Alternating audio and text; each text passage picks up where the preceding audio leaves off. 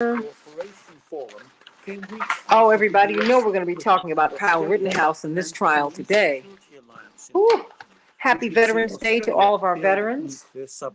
May God bless you all. Happy Veterans Day to my grandfathers who are in heaven right now, Charles Henry Jackson and Julius Brown. Sending them much love today. They both served in the Second World War, and then my uncle Julius served in the Vietnam War. Although he and my mother disagreed about the war, they still loved each other. Bless his heart. He made his transition some years ago. We are Chicago's progressive talk, and where facts matter. Send him much love today as well. Now, your WCPT All right, sending you much love, everybody. Got a lot to talk about. Did you see these tears yesterday, Pastor Brooks? Stop and go from Oh my goodness. Grand Avenue curve. Now, would that have worked with a black child? No.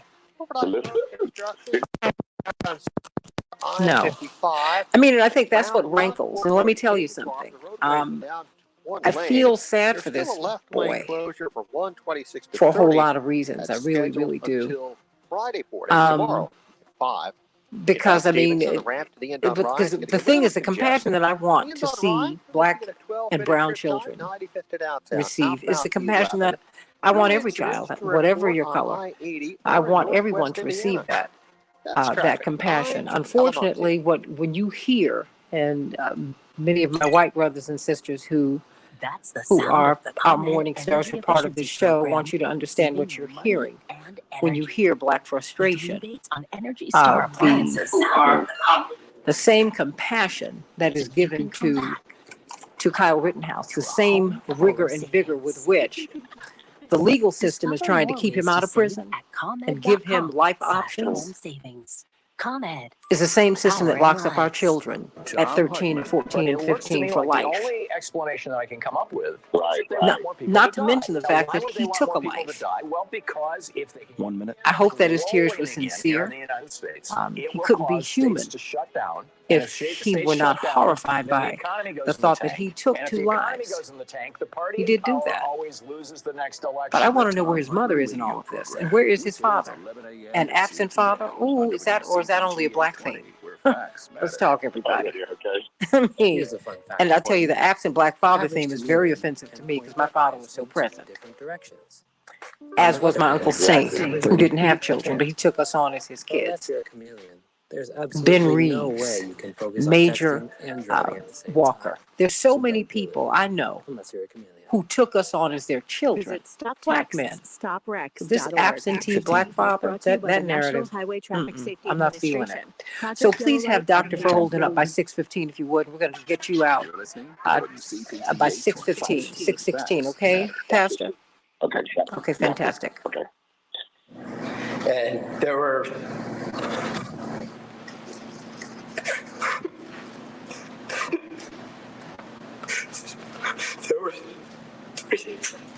people right there.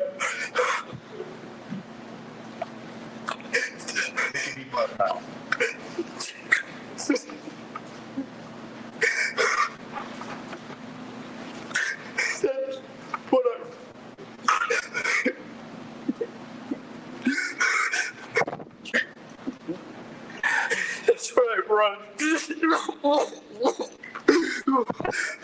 We're going to just take time for our break anyway. You can just relax for a minute, sir. We're going to take a break about 10 minutes, and please don't talk about the case during the break. Read, watch, or listen to any comment.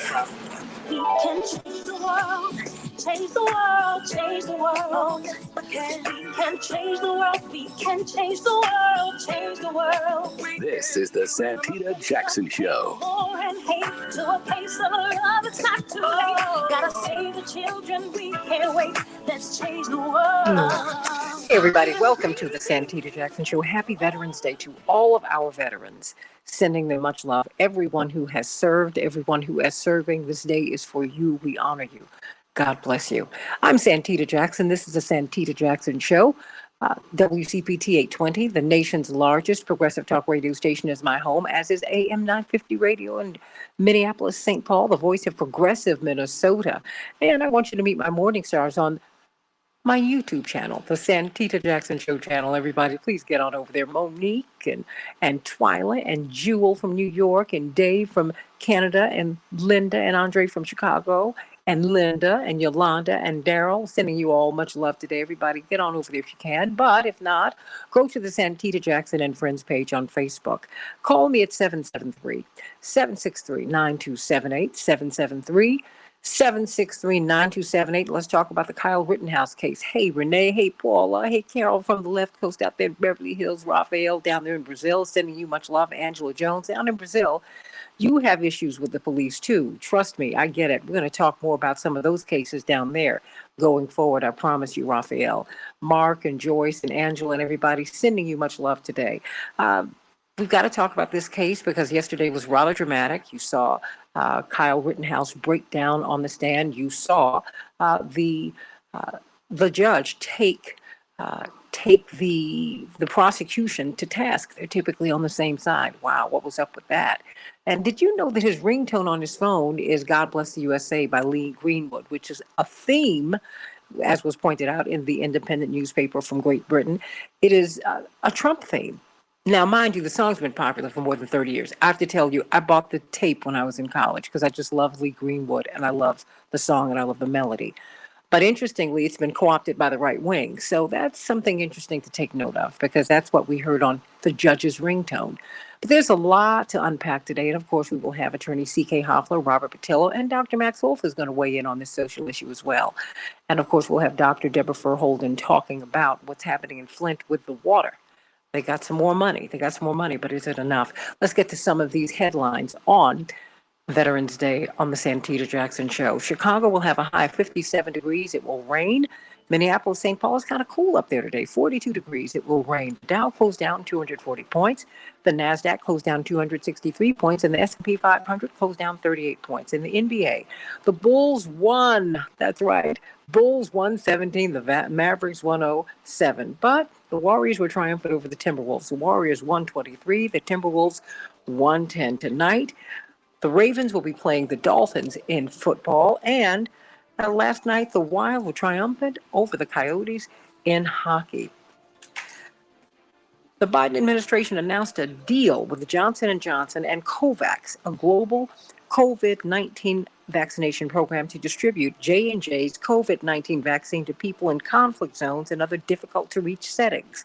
The company's vaccine is preferred for this kind of work because it is easily stored and transported and requires only one dose. Meanwhile, states are still struggling with how to approach mask mandates in Texas. Indeed, a federal judge ruled the state's ban on mask mandates in school violates the Americans with Disabilities Act. A court in Pennsylvania, however, struck down a mask requirement in schools. Governor Tom Wolf has appealed, effectively keeping the mandate in place. Places in Europe are going further with new restrictions, with Berlin set to ban unvaccinated people from restaurants, bars, gyms, and hairdressers starting next week. What do you think about that, everybody? So much is happening. And then, after a wave of subpoenas for allies and officials of former President Donald Trump, the House committee investigating the January 6th Capitol riot is now interested in gathering information from at least 5 members of former Vice President Mike Pence's staff, his inner circle. Among them is his former national security advisor, and multiple sources told CNN some Pence aides may be willing to engage with the committee. We will see how that all works out. Of course, Kyle Rittenhouse, what an explosive trial yesterday. The armed Illinois teenager, as the corporate media continues to call him, they continue to remind us that he's a teenager who killed 2 people, mind you, and wounded 1 other during the unrest in 2020. Kenosha, Wisconsin, in the protest against the shooting of Jacob Blake, who has not been mentioned in this trial at all. He testified in his own defense yesterday, breaking down and prompting the judge to take a 10-minute break Rittenhouse is now 18, of majority age, and he's charged with 5 felonies. He got emotional on the stand, and we'll see where all of that goes. We're going to break all of that down on the Santita Jackson Show. We want to know, what did you think about that? 773-763-9278, 773-763-9278. Do you think that that's going to push him toward an acquittal? Indeed, now his team is calling for a mistrial. What do you think about that? Former South African President F.W. de Klerk, who shared the Nobel Prize with Madiba, also known as the father of the nation, Nelson Mandela, has died at the age of 85. He was the last leader of an apartheid South Africa. Tip of the iceberg, everybody. There is a new Michigan ploy by the GOP in that state that, if successful, will close 20% of the polling places. That's right. It's a Republican-backed petition initiative in Michigan that could result in in 1 in 5 polls being closed in that state. That's according to a report that was released by Progress Michigan, which warned that the election law changes proposed by Secure Michigan's Vote, Secure MI Vote, would make it harder for Michiganders to vote and make the job of administering elections more difficult for local clerks. Did you know that China now has the world's largest navy? Wow, everybody. It is now the world's largest maritime military force, and they will deploy 460 warships by the end of the decade, according to the Pentagon. That's interesting. And the world is waiting. President Biden is urged to reverse President Trump's landmine policy, which is still killing so many people all around the world. Let us get to Pastor Darius Brooks. Pastor Brooks, what is on your mind today? We need some good news. Listen here. I'm so honored to be here.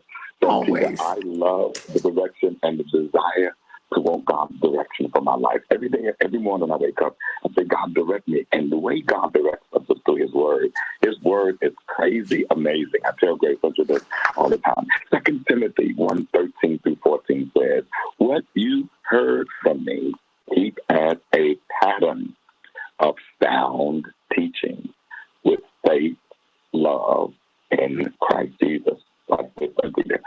Guard the good deposit that was entrusted in you.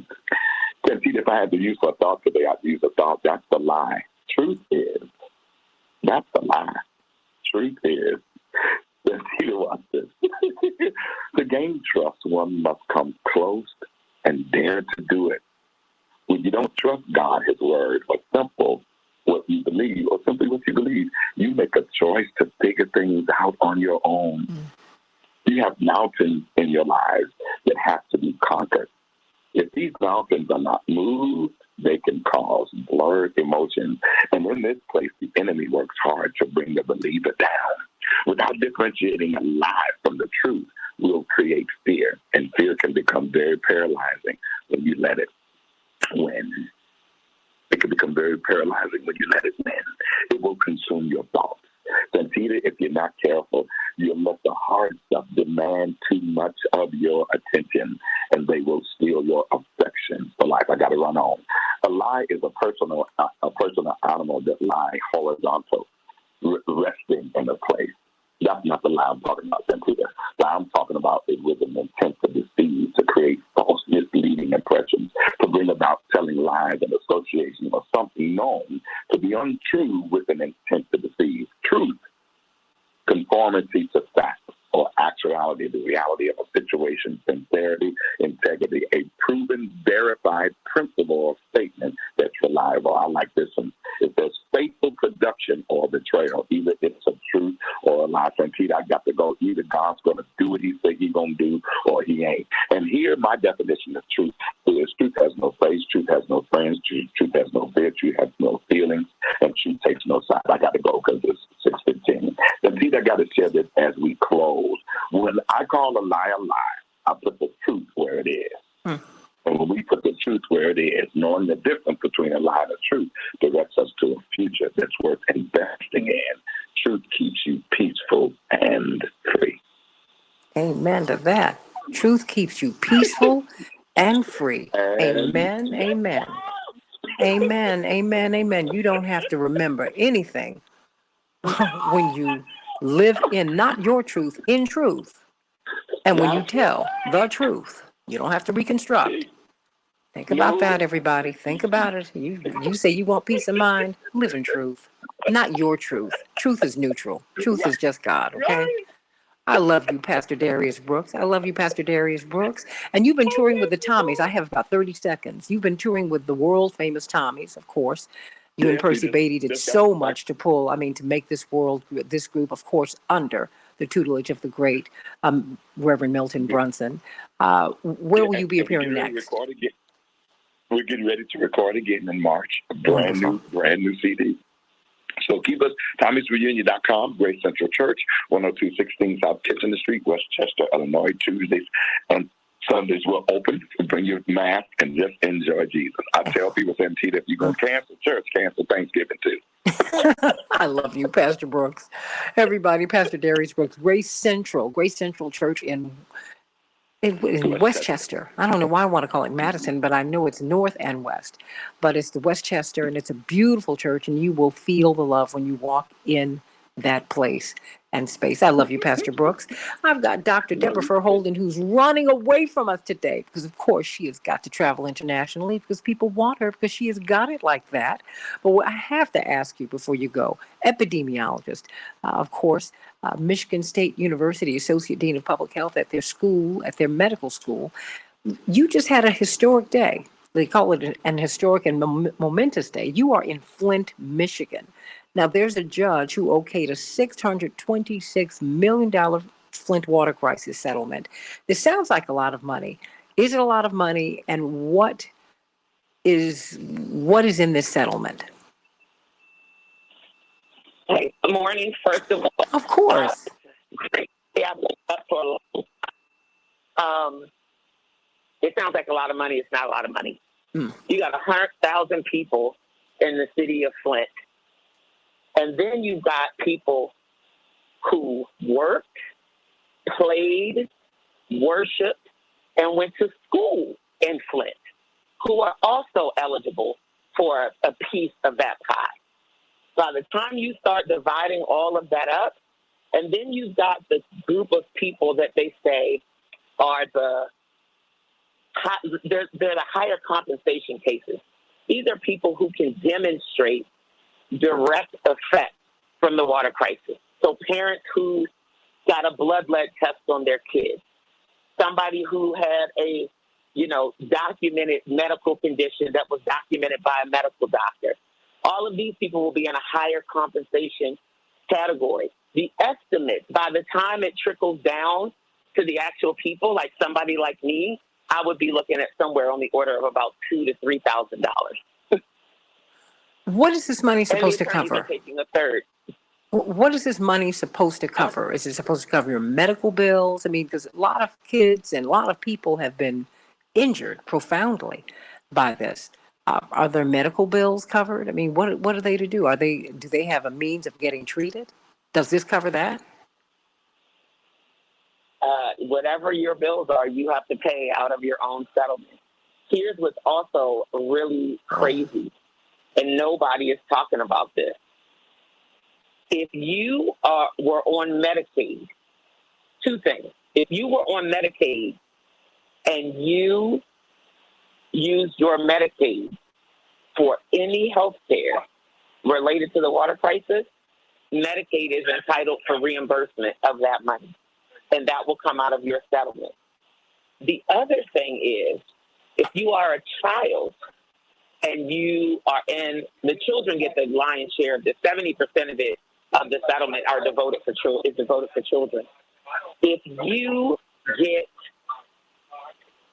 a settlement that exceeds the eligibility for Medicaid, which I think is only like it's either $2,500 or $6,000 in assets. I can't remember exactly. I wasn't prepared for this conversation, but I'm sort of always prepared because I know it. You're always prepared for it. Whatever that dollar amount is, yeah. And it's not that big of a dollar amount. You will lose your Medicaid eligibility. So there are people for whom potentially the settlement could actually cost them their health insurance. Mm-hmm. I mean, but see, Dr. Verholden, those are the things that we need to know. They will have nothing. See, to me, those are the things that we need to know. Because when we see these massive payouts, when we see J&J, when the government is covering for them, in the opioid crisis, and they're covering for big pharma, which is shameful when they have knowingly hurt people. When these folks knew the damage that was being inflicted upon the people of Flint and the surrounding areas, and then you come up with this paltry sum, I just don't understand it. And then you're going to kick people off of Medicare and Medicaid because they got not enough money. I mean, how does that work? If they're kicked off of Medicare or Medicaid, what will they do? That's a great question. Okay. That's a great question. There's a whole category of children who are in what's going to be called the deferred compensation class, because the time frame to file has passed now. It's passed. So anybody who did not sign on to the class action suit will be left out of that total package.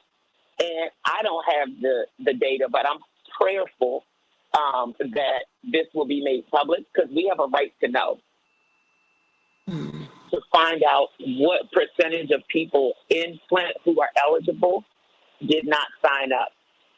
And then what percentage of people who are not Flint residents actually did sign up. Because it also gives way to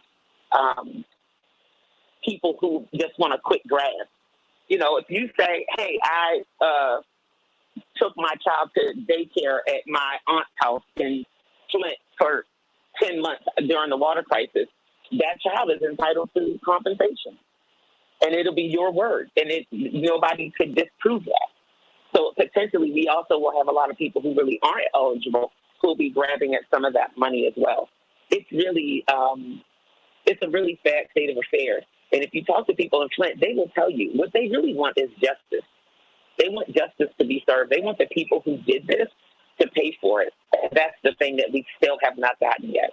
We still have not gotten it. The governor was charged, and literally, I try to explain this to people, he was charged with 2 misdemeanors. Mm-hmm. If they literally threw the book at him and he got the maximum sentence and fine for both of those charges, he would be looking at a maximum of 2 years in prison. That's if the sentences were to run consecutive, and a $2,000 fine. That would be the maximum that he would get. And likely he will not serve 1 day in jail and will probably not even have to pay a fine. And he knew about this all along, did he not? Oh, of course he knew. And everybody knew. I mean, literally, General Motors, after less than 2 months, said, hey, guys, this water is corroding our car parts. The water, it was literally corroding car parts. In the manufacturing wait, stop. Yeah. It was corroding car parts, metal. So my thing is, corroding metal. What was it doing to people? And they literally switched that one General Motors plant off of Flint Municipal Water and switched them back to the Kangen Water Authority, which is what people call Detroit water, which is the water that comes from Lake Huron. Just that one plant. So the water they knew was highly corrosive because it was rusting and corroding new car parts, but they allowed people to continue to drink it. And insult to injury, they also issued boil water advisories. Boiling water is so bad for lead, and here's why. If you boil water, that will kill bacteria. It will do nothing for lead. In fact, it actually will increase it. The lead concentration in the water. It increases it because the water boils off, the lead remains unchanged, so the concentration of lead stays constant, but the volume of water goes down. So the concentration within that volume is actually increased when the water is boiled. It's just insult on top of injury on top of injury. Yeah, and everybody knew. Everybody, EPA, the Michigan Environmental Quality, the governor, the emergency manager that they put in place, all of these people knew. There was a lot of cover-up. A lot of so-called good people did bad things in this case. I've got about 90 seconds. What will justice look like? I think when you talk to people in the city. They want the people who did the city held accountable. And they do want to be compensated. And if you ask people what's the dollar amount, I mean, that's a hard thing to come by. I don't like to compare tragedy, but the 300 victims of Larry Nassar, that settlement was $560 million for 3 people. You do the math. Wow. So I don't understand why a whole city traumatized. For how many people? For Larry Nassar? Water. 300. Oh, wow. You know, that's almost $1.9 million per person. Yeah. That's like 1.87. No, look, that's unbelievable. I mean, and I'm not saying that those girls. We're looking at a couple $1,000. Yeah. They should be compensated, but at the very least, that should happen to people, and they certainly should not be pulled off of Medicare or Medicaid. That's unbelievable. Absolutely. But 30. that thing got solved in 1 year. With this proposed settlement, we've not seen a penny of it. Wow. We've not seen a penny. Yeah, we've not seen 1 penny of it. So it's justice delayed. 15. Which feels like justice denied. Dr. Deborah Holden. Supposed to be swift. Dr. Deborah Holden telling you about what's happening in Flint. And mind you, we've got a lead water crisis all over the country. All over the country. All over the country.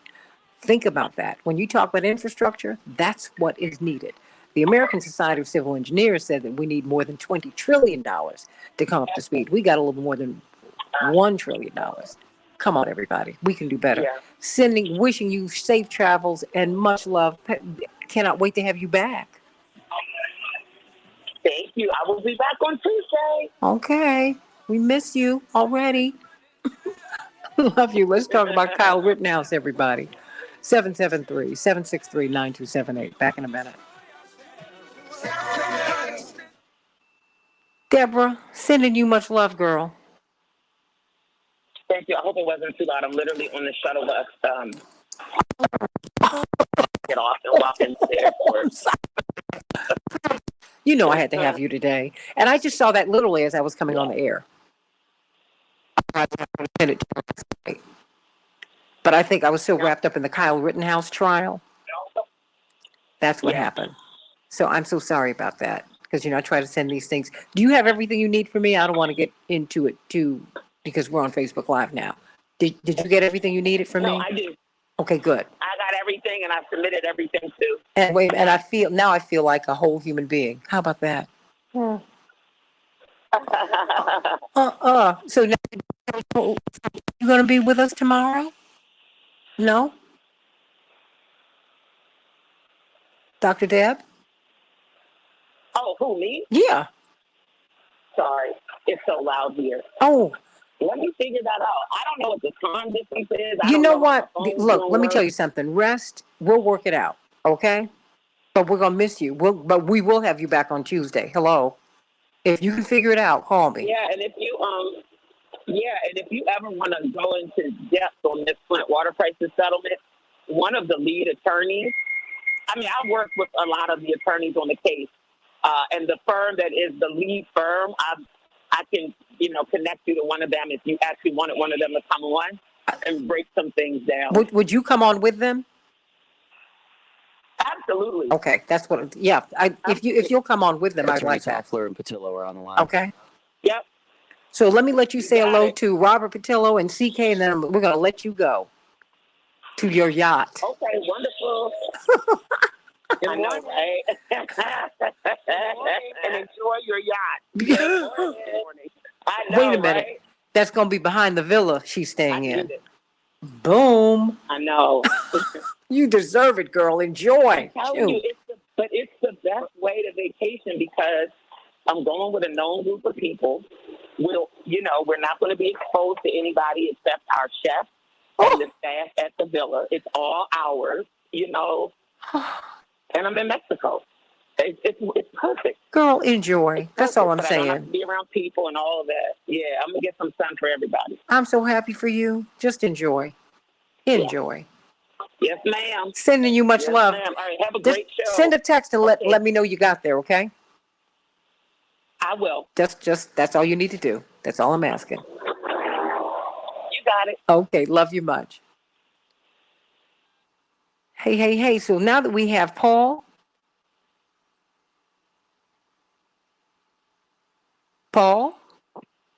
Yeah. okay, now that we have her line free, could we bring one of our guests all the way to that line so we can just populate all the way from the bottom? They're both on the line now. Well, no, let one of them go and then bring them back on just so I can populate from the bottom. You still have 4 lines available plus 2 extra. Okay, I just like to populate from the bottom, okay? Thanks so much.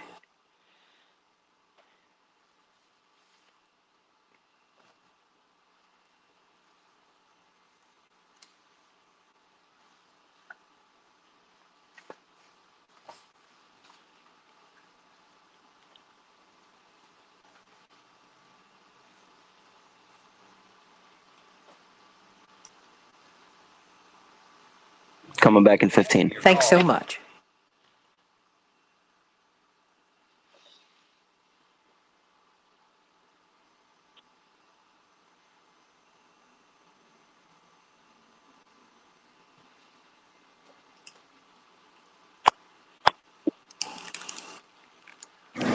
And there were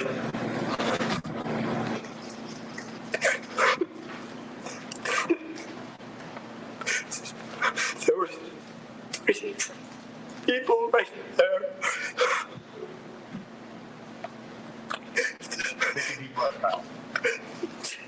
That's what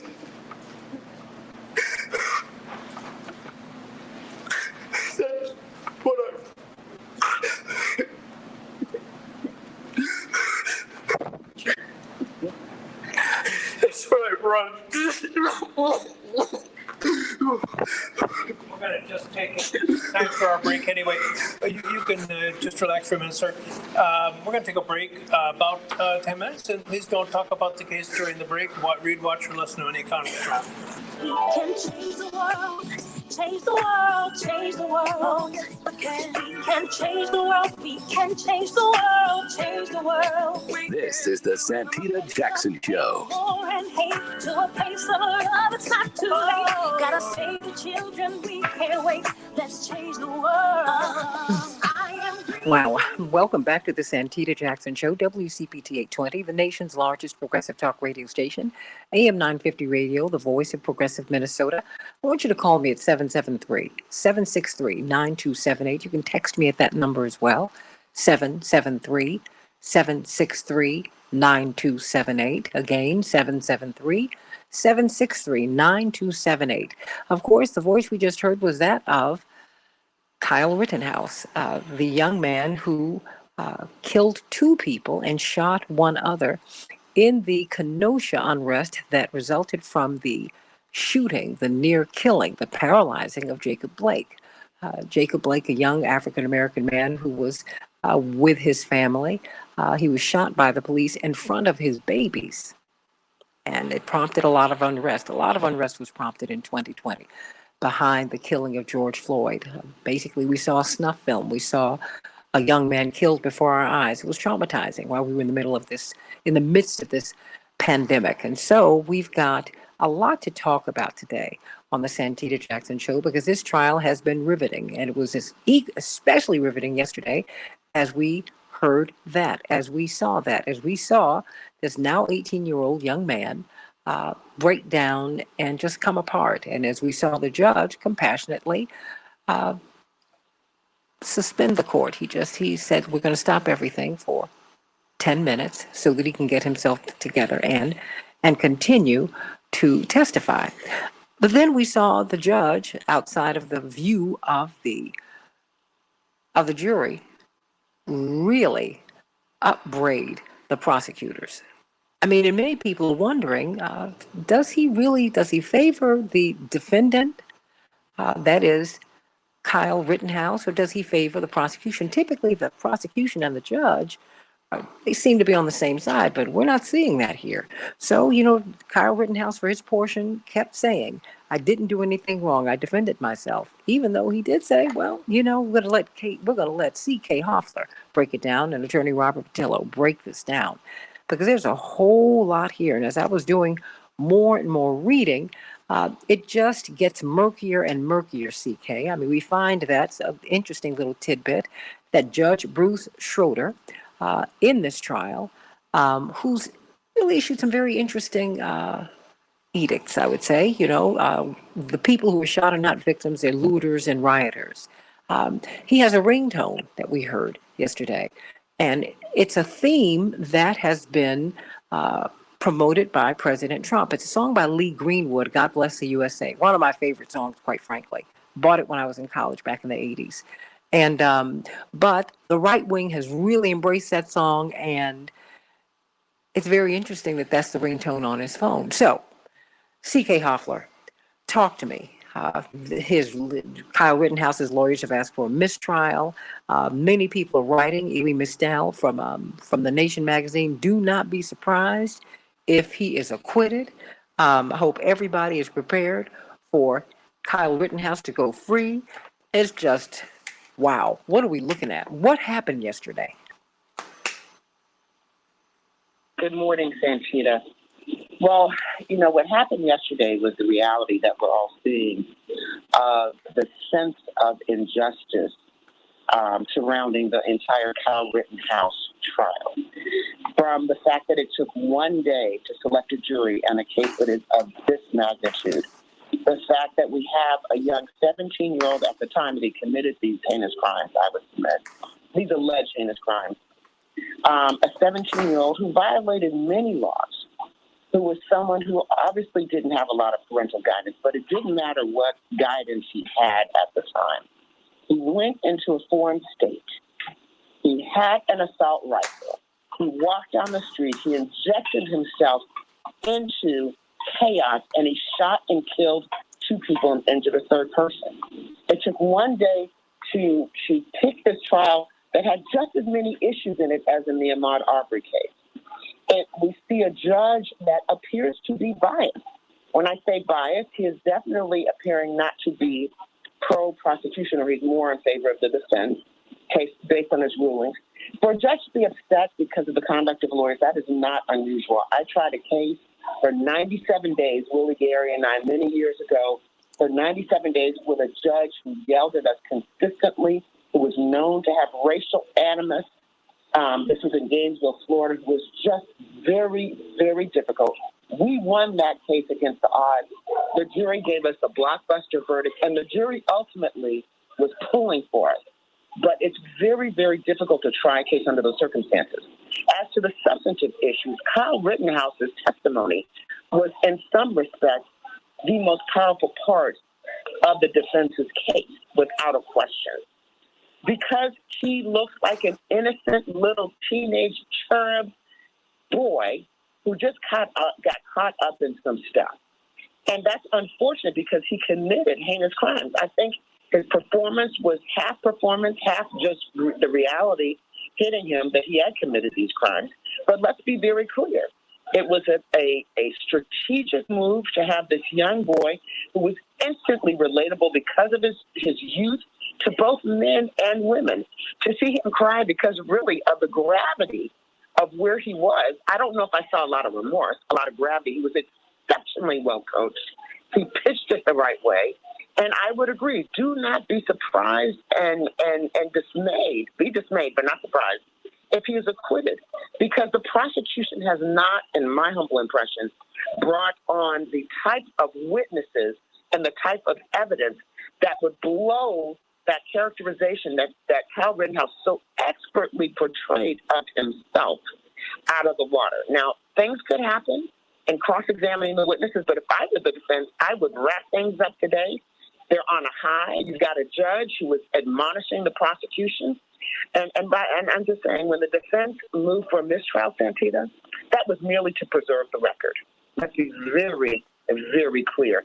Asking for a mistrial with prejudice. What does that mean? These charges can never be brought again. Wow. It is highly unlikely and not supported by any evidence that I've seen, and I followed this trial from beginning to end, all of it, that the judge would grant that, because if the judge does grant that, now that would be unusual in the judicial circuit. That would be unusual, really, nationwide. The conduct of one party or the other has to be really almost as bad as the shooting, as the underlying crime for a judge to grant that.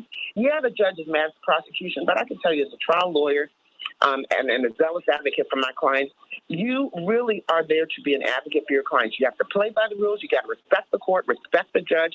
I don't care how much I disagree with the judge. I always respect the judge because the judge rules that courtroom.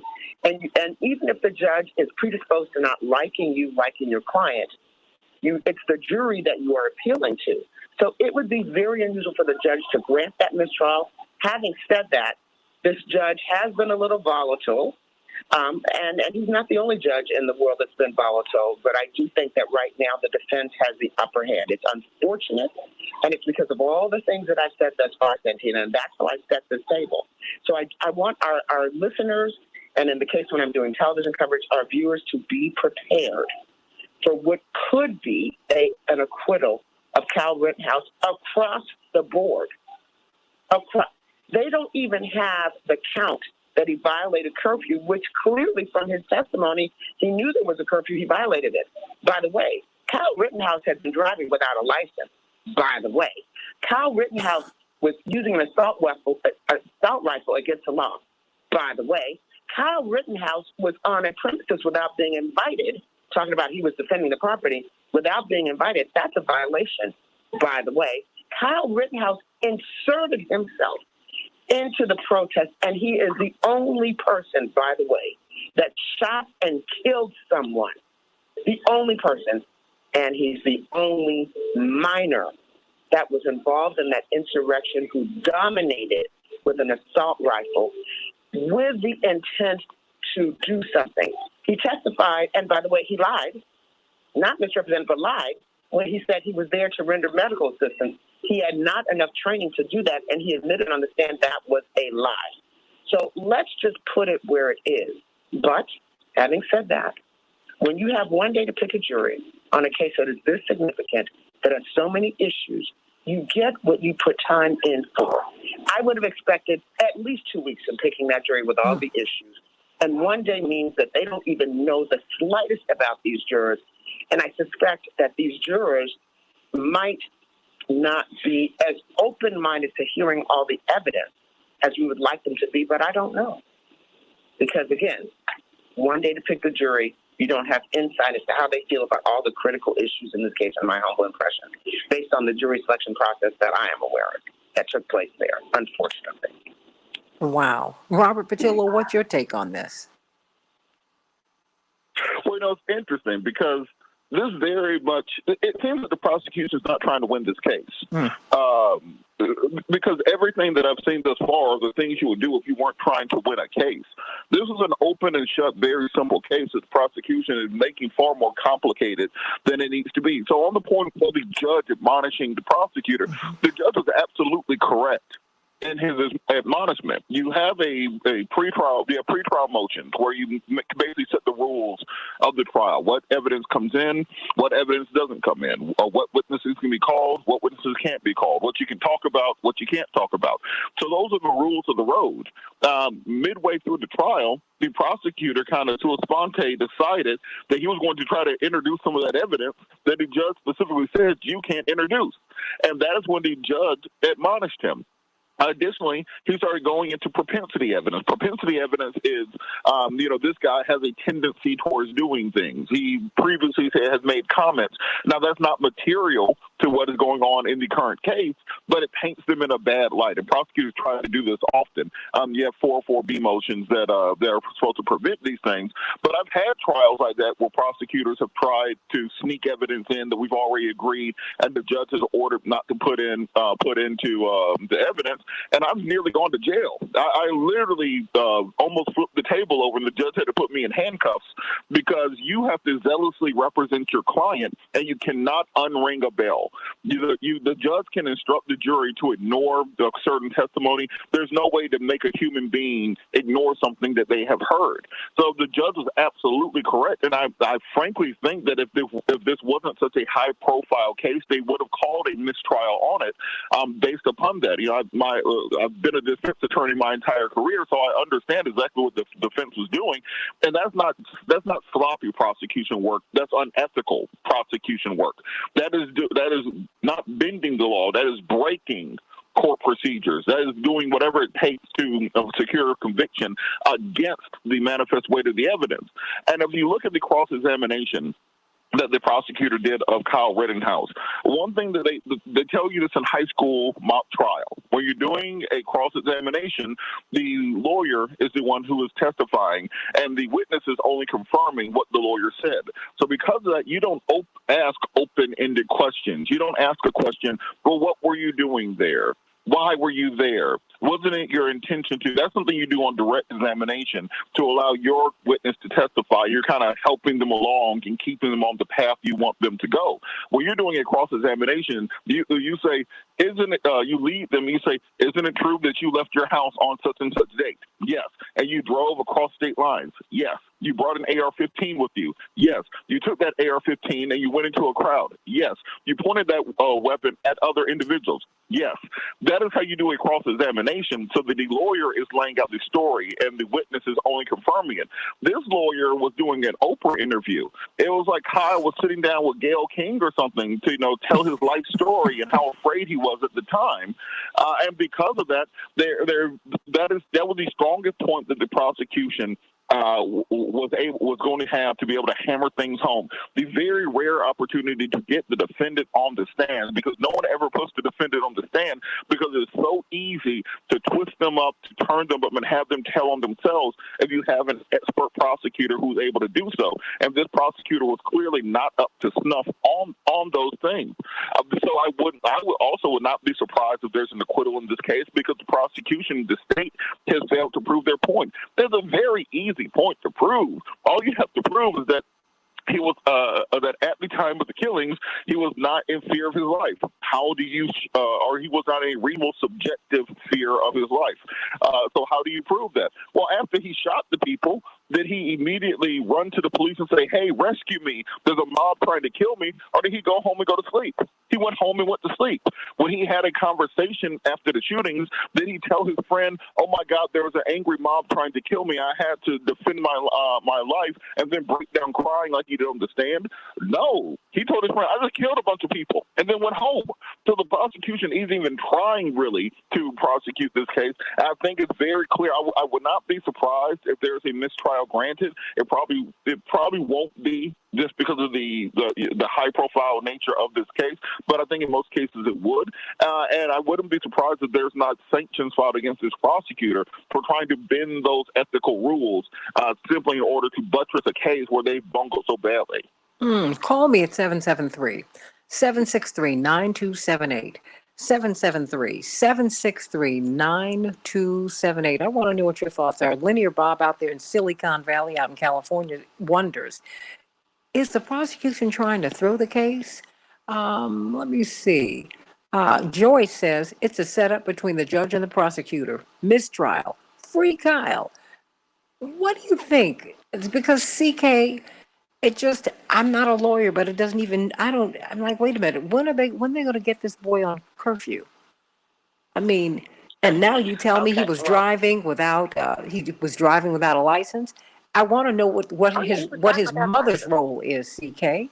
What was his mother's role as she sat weeping in the courtroom? I mean, she and her husband or ex-husband or the father of Kyle are at least guilty of poor parenting. We've not heard anything about that. No one's, not even the mainstream media, no one's talking about their parenting. But I mean, the fact that everybody keeps saying she drove him there. CK, what is this? Well, what is this? It's a mess. It's a mess. I do not agree with a couple of things that Robert said. For one, I would be very surprised if there's a mistrial in this case with prejudice. With prejudice, where they can't bring the charge again, I think there's not a chance that will happen. Will there be a mistrial without prejudice? There could be, that one side or the other could ask for. But with prejudice, not a chance. That would be political suicide. That's not a chance. It would be highly disfavored, highly inappropriate for the judge to do that, and I think it could be political suicide, and not what either side really wants. But there have been grounds for mistrial from the beginning of this case on so many levels. So let's talk about the curfew. The curfew claim has been dropped. It's been dropped. It was dismissed. There was not enough evidence. The other side, at the close of the prosecution's case, moved for what we call directed verdict of sorts, the equivalent of moving and telling the court, look, this needs to be dismissed because there's not sufficient evidence, and the judge agreed. I believe that either one, the prosecution just simply failed to do something as simple as asking the court to take judicial notice or have law enforcement or any of the witnesses that are testified confirm that there was a curfew at that time. Not difficult. It would not have been difficult for them to do that. I don't know why they didn't do that. I'm not certain why. It made no sense to me, like I said yesterday. So the whole issue of curfew, while it's relevant factually, but it's not relevant in terms of when the claims it was dropped. That's number one. Number two, I agree with you. For me, when you are cross-examining a defendant in a case, it is such a calculated risk that typically ends up in a mess. In a criminal case, a mess. When the defendant takes a stand, if you're the prosecution, you should be saying and singing, hallelujah, praise the Lord, I have an opportunity to make my case. And the prosecution started off really, really bad on the wrong foot in bringing out issues that the judge, remember, had to send the jury out. So, you know, when you're a jury, you're like, uh-oh, somebody in trouble, the prosecution's in trouble. Send them out and reconvene. That breaks up your flow. And when I cross-examine, and this is why I slightly different, Robert, when I see the effective cross-examination, I really am testifying. And I'm just asking that witness, and you would agree, I lead that witness to the well where I want that witness to go. Not a single open-ended question. I'm not going to there would be no reason for me to even ask, please state your name for the record, because he's already established that. Everything that you do in your cross-examination is designed to dismantle the case of the other side. That's what it's designed to do. There was so much that this prosecutor could have worked with, so much just sitting there, low-hanging fruit, mid-hanging fruit, high-hanging fruit. And it really was an unfortunate reality that he was not able to or did not do it that way. This is a high-profile case where people will always look at this trial and dissect it from beginning to end. And when you have it, he was pretty aggressive with Kyle. So the notion that he didn't want to beat up on an 18-year-old, that went out of the window. He pitched that appropriately. It was just a substantive issue that he chose to go after him with. And the order of it, I felt, was not appropriate to make the point. So what is this, Santita? It is a colossal mess. I will not go so far as to say prosecution's trying to throw it and all that kind of stuff. Somebody should have thought about this during voir dire. Pick a jury. Do the work on the front end that you know will be able to sit and talk with each side, have the mindset, the presence, get rid of people who have all the bias. Because if one of those jurors is biased on one side or the other, there will be a hung jury. But each side is not trying to get a hung jury. They're trying to win. And for that, you have to be able to pick a jury. And most judges, even if they're cranky, cantankerous and everything, they will let you pick a jury because you like to pick a jury, especially in a case where someone is on trial for murder, not of one, but two, and injuring a third person. 6 very serious counts were there. So, again, Santita, colossal mess.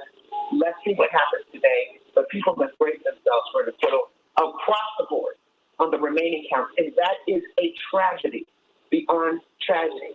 Where is the voice of those people who were killed? Where is their voice? Where is their presence? A judge who says that they have to be characterized as protesters, that people, basically, a negative characterization. There's something to be said about that. But that is the judge's prerogative to be able to rule that courtroom the way he sees fit. I don't take as much exception to the judge because he's the judge. I do take exception to how the evidence has come in and some failed opportunities at cross-examining the main defendant who could make or break your case in a way that could be compelling and resonate with the jury. Well, That's the approach. Everybody, I want to hear from you. Of course, you will be on Court TV a little later on today talking about this, but I want to hear what your thoughts are. What do you think about what Attorney C.K. Hoffler said about her observations? What do you think about Attorney Robert Patillo and his observations? I'd even put this out there. At some point, the politics you can never separate from any of this, everybody. And it seems to me that there is, if not a conscious decision, certainly an unconscious decision to absolve this young man because they have had every opportunity to prosecute a young man who not only shot 3 people and killed 2 of them, but as he was running away, he tried to surrender himself and the police waved him off. They did that. And I don't understand how someone tries to turn themselves in and the police turn them away. He could have completely gotten away from this if there had not been any video evidence. Think about that, everybody. Think about it. It just seems to me, you know what, go to my Twitter, @SantitaJ. I've asked the question, will he be acquitted? Let me know what you think. Yes or no, or are you unsure?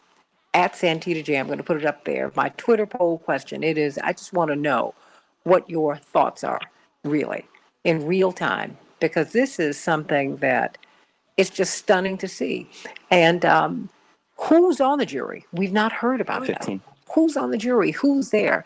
And I promise you, everybody else, we're going to get your calls on the other side, 773-763-9278. You can text us at that same number, 773-763-9278. The Santita Jackson Show. Let's talk about the Kyle Rittenhouse case.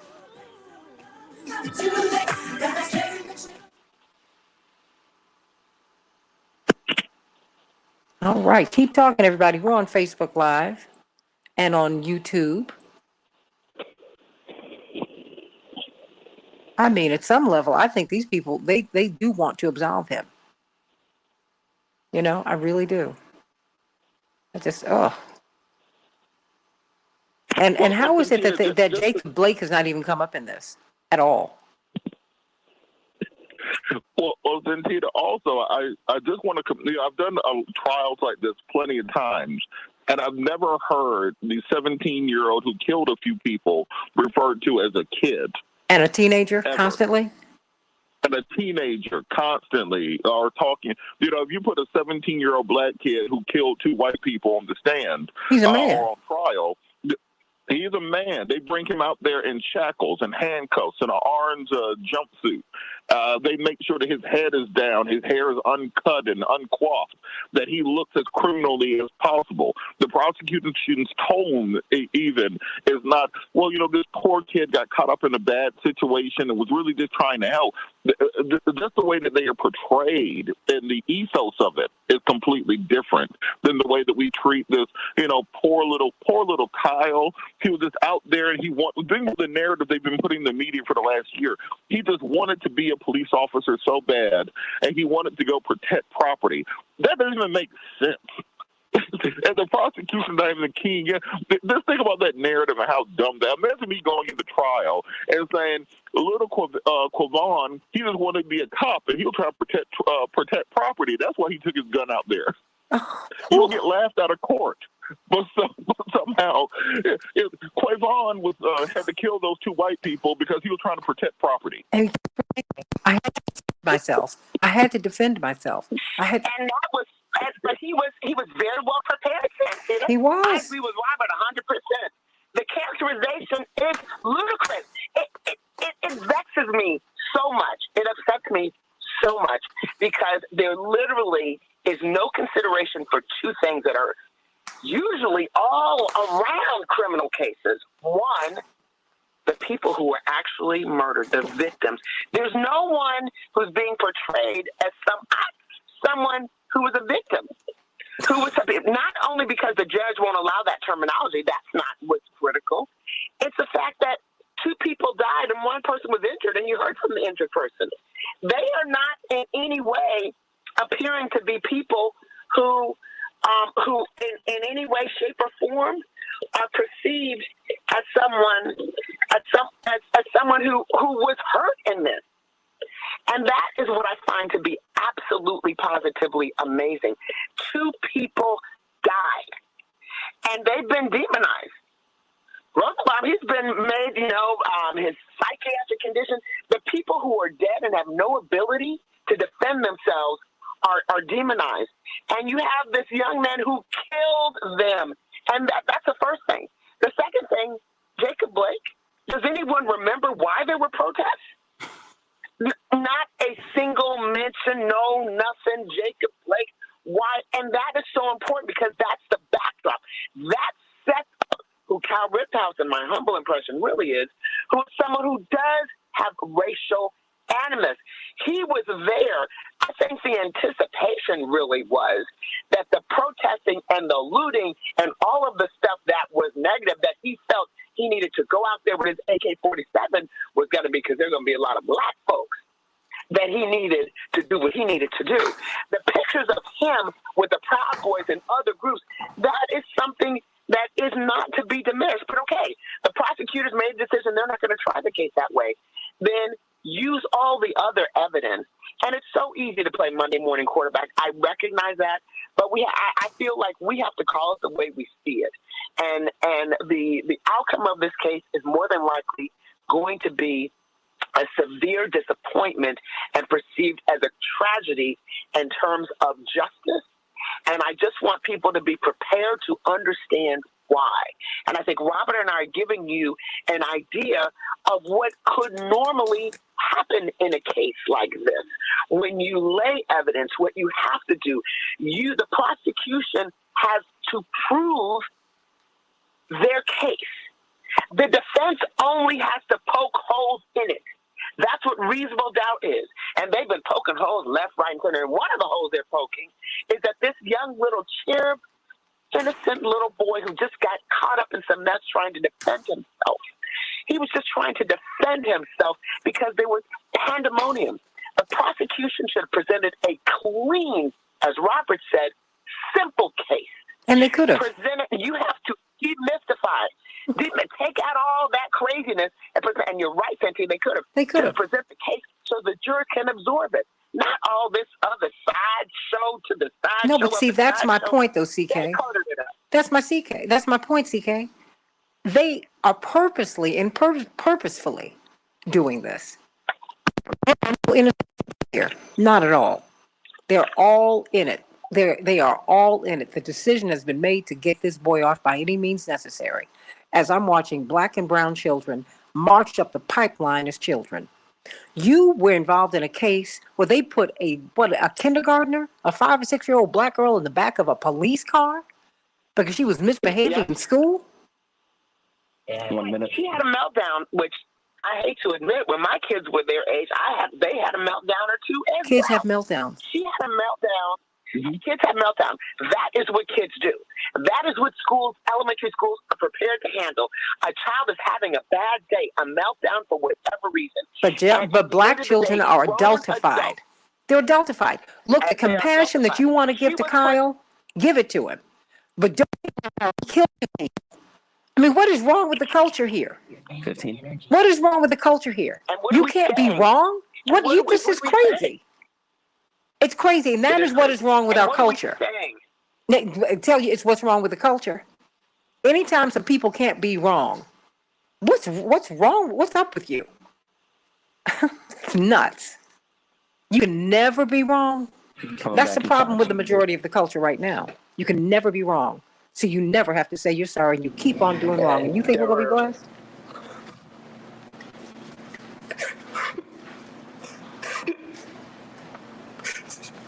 There were 3 people right there.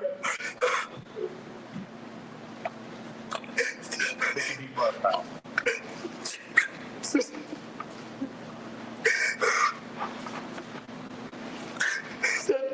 what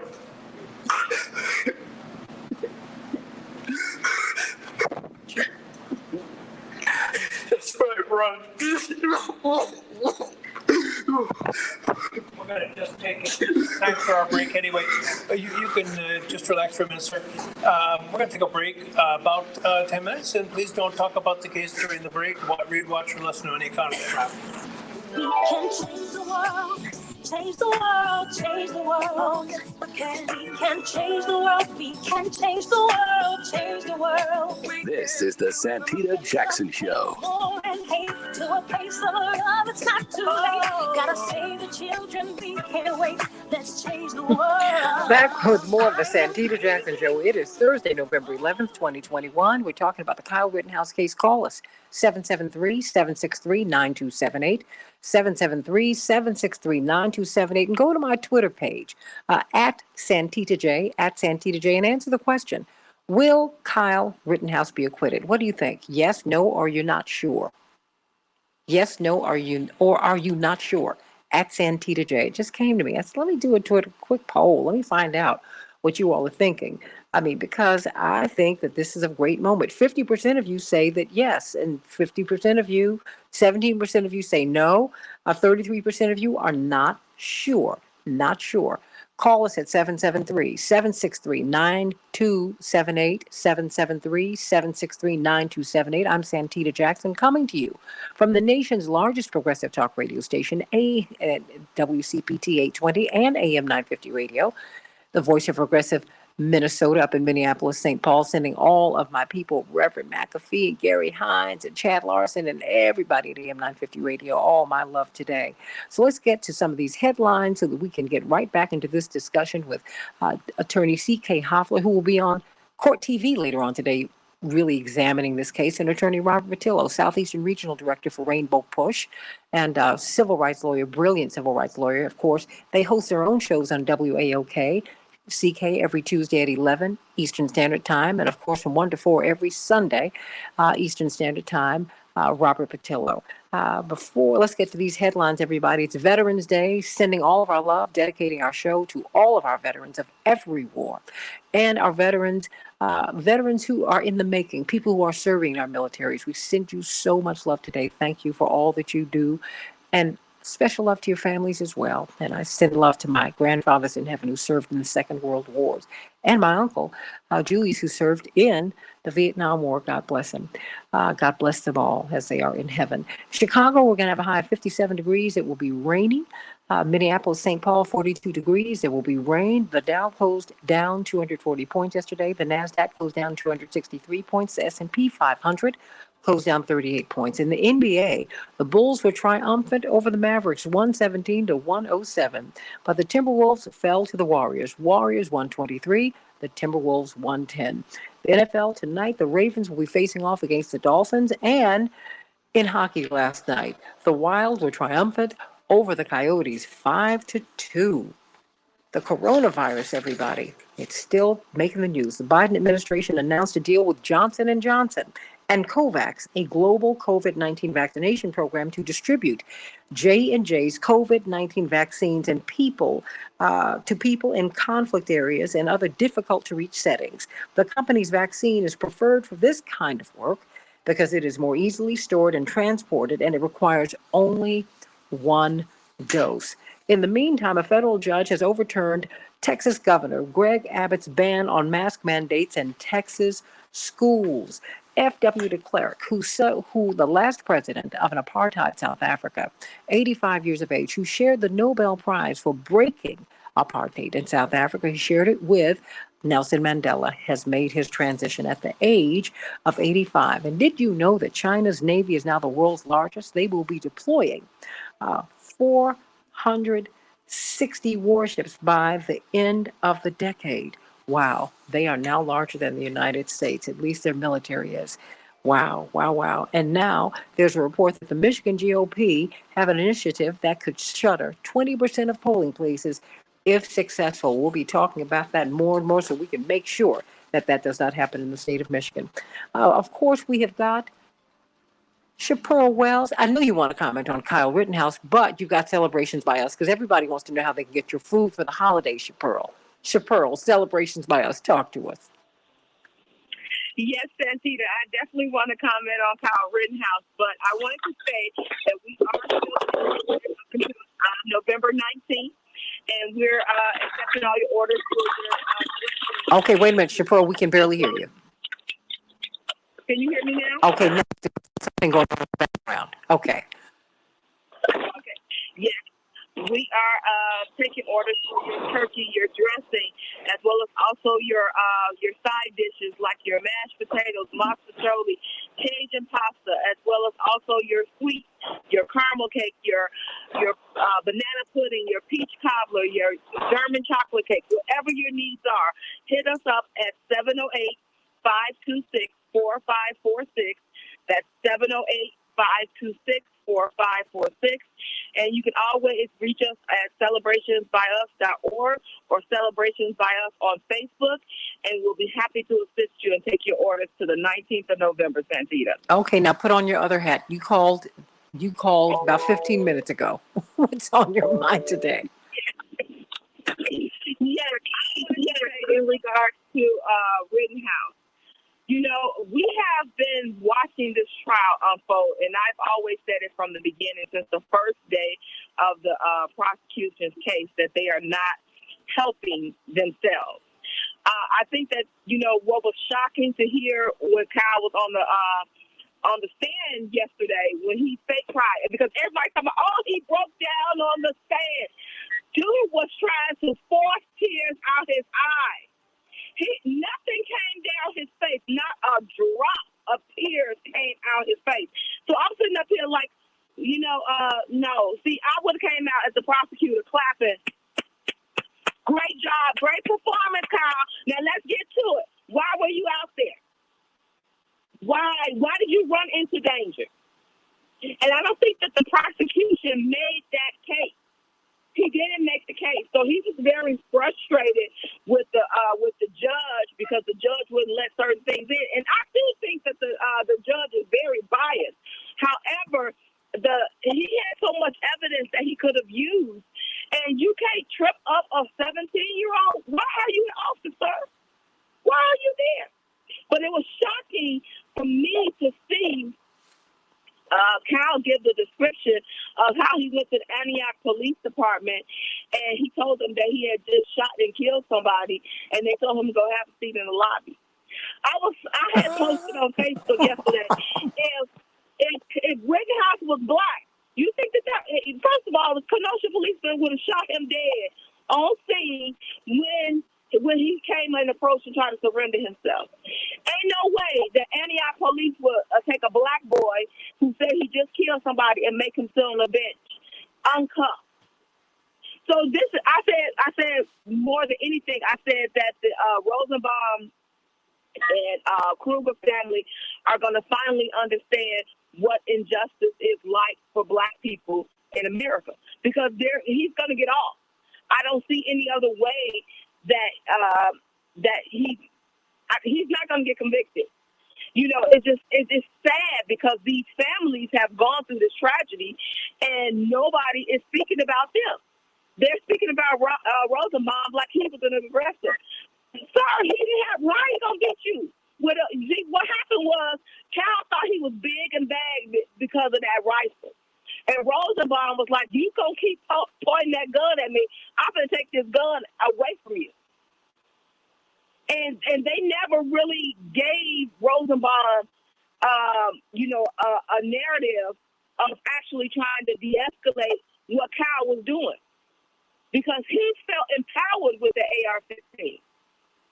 And that's why he was showing it and shooting at people. And then now he's a victim.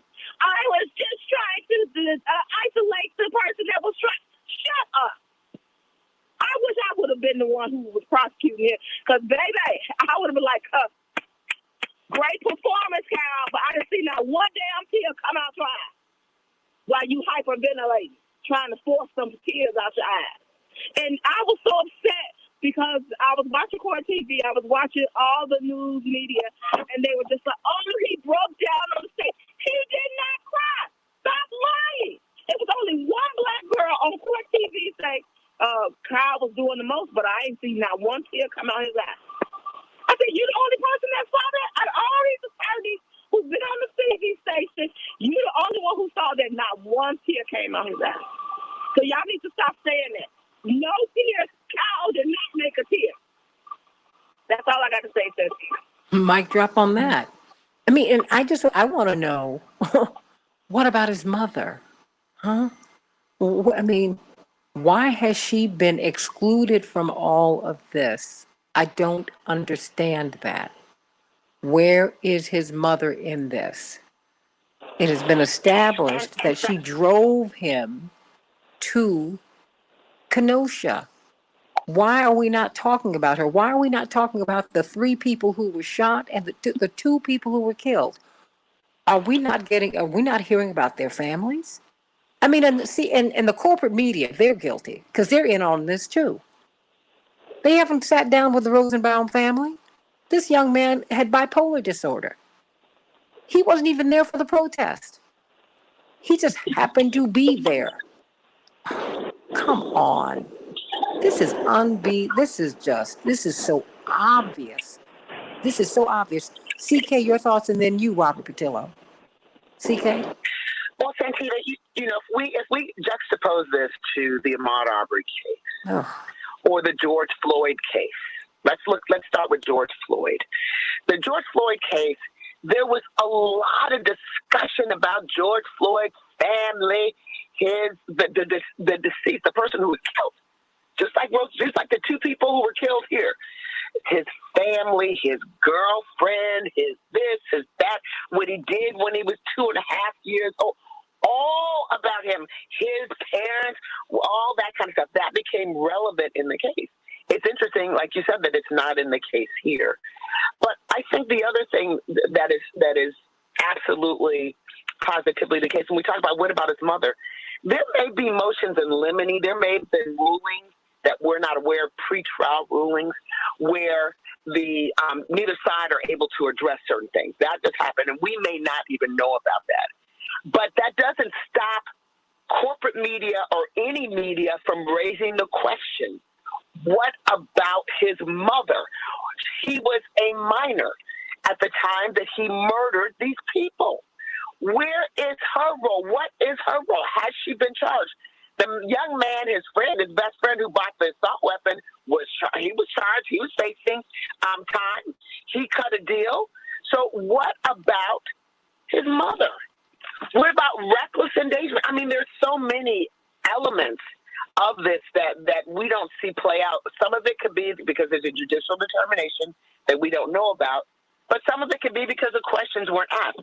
I want to talk about juxtaposing the George Floyd trial. There we had an attorney general who was stellar, Keith Ellison, NBA member, have to just add that, and who assembled a dream team, an incredible team of prosecutors, had an unlimited budget to try the case, and they took the time to pick the jury, to ask the questions, all of that. That is what it takes, in my impression, in a criminal case of this magnitude, or quite frankly, of any magnitude. But that is what we didn't see in this case. But CK, hold on. Let me stop you right there. Let me stop you right there. Because Minnesota Attorney General Keith Ellison had planned to prosecute. These people plan to acquit. I'm a talk show host, but I smell a rat. Something about this it's adding up. I don't like the factors that have been put in this equation. It's adding up. And the equal sign, it's yielding what it's yielding, okay? It's just what they have put in this equation. Well, is not justice. It's acquittal. Well, Santita, I agree with you that the end result could be acquittal, and it's looking that way. I'm just never willing to say about, an officer of the court that they set out to throw a case because their reputation is also at stake. I got you, but I'm not an officer of the court. Good. See, I'm not. Right, and I do understand. And you should hold on to your position, because I think you should believe in the integrity of the court. And you know what? I believe in the integrity of the court. I just think that the people who run it don't have it. A lot of them do not. Anytime the police let this young man go, when he said, I just killed somebody, I just shot somebody, and they give him water and let him go. He goes to the police station. They sit him down. What? Who does that? Trying to let someone go. Oh. Right. Now, Santita, I don't disagree with you, and I want to be clear on what my position is. I didn't say anything about believing in the integrity of the court. I believe that this is the judge's courtroom. He's going to rule it the way it is. I've tried a case, at least one case before a judge that was 100 times worse. This is what happens when judges, and the judge made some good rulings, some bad rulings, in my impression. And I didn't like the tone and tenor because the jurors sense that. They feel that, and they will feel sometimes that one side is doing something wrong and being unethical, and the judge should not convey that, especially when the judge takes the time to have these sidebars. But the judge is ruling his courtroom. What I feel is problematic is the way the evidence is being laid. Maybe the way the prosecution team was assembled, the way the case put together, the fact that there was only one day picking the jury. All of the things leading up to the trial I feel are problematic without a question. What I'm saying is it's hard. The only thing I'm saying is it's hard for me as somebody who's been a trial lawyer for a lot of years and who's run an organization to say that a lawyer is intentionally setting out to lose a case, because that to me is, you just got to be stone cold crazy to do that. You got to be crazy, but CK, prosecutors. But CK, you just had a Wall Street Journal expose on all these lawyers who had conflicts of interest in their cases. Right? And a lot of people have conflicts of interest and who shouldn't be where they are. Judges included. I mean, cases that they were ruling on. They were ruling on cases in which they had conflicts of interest. Of course. That's right. And Santita, the reason why we have the judiciary, and it's not great, it's not perfect, and a lot of times it fails now, is because there was a time when there were no black judges. There were no judges of color. And there was a time when there was not going to be any justice. Sometimes I feel like we're back in that place. Well, hold on. Let me bring on Patricia from Naperville. She's been holding on for a minute because we're all wound up about this for a whole lot of reasons. CK's got two black teenagers. How about that? Okay.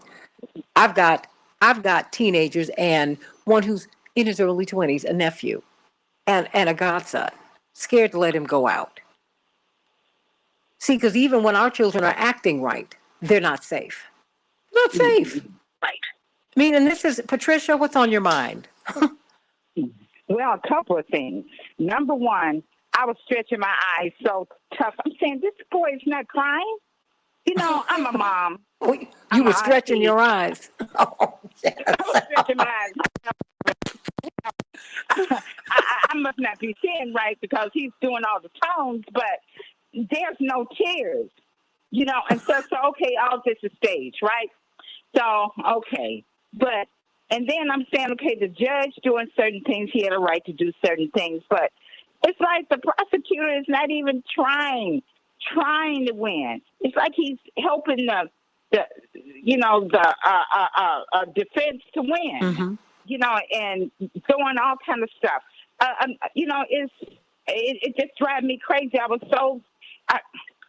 I'm at home, vacuum packing some stuff to put in my freezer. I said, oh no, I cannot continue to do this and listen to Santita. I got to call in, you know, because this is just not so. I was thinking I was the only one to see that this boy is not crying, you know, and what is that? I done that to avoid a whooping when I was a kid. Not a drop of tears. You know, we all done did it. Well, I'm so sorry. Well, I was sorry that I got caught, you know, and stuff, and that wasn't a lie. You know, it's just off. And then, you know, we're talking about justice. You know, I have a son. I live in Naperville. My son was born in Hinsdale. And it came a time that financially, it would have helped me if I could have just went and got a 2-flat, you know, somewhere, you know, in Chicago. And that would have helped me income-wise. But I did not, because I have a black son. And it wasn't so much I was afraid of the gangs. You know, I come from the city. I was afraid of the police. You know, because none of this stuff that I just killed somebody, his mother would be making the funeral arrangements before the whole sentence was finished. You know, it's just not right. And even when my son came out of college, and I said, look, well, maybe we can figure out a way, see what, something is downtown, but then, everything's too high downtown. Now, they sticking up people in Grant Park.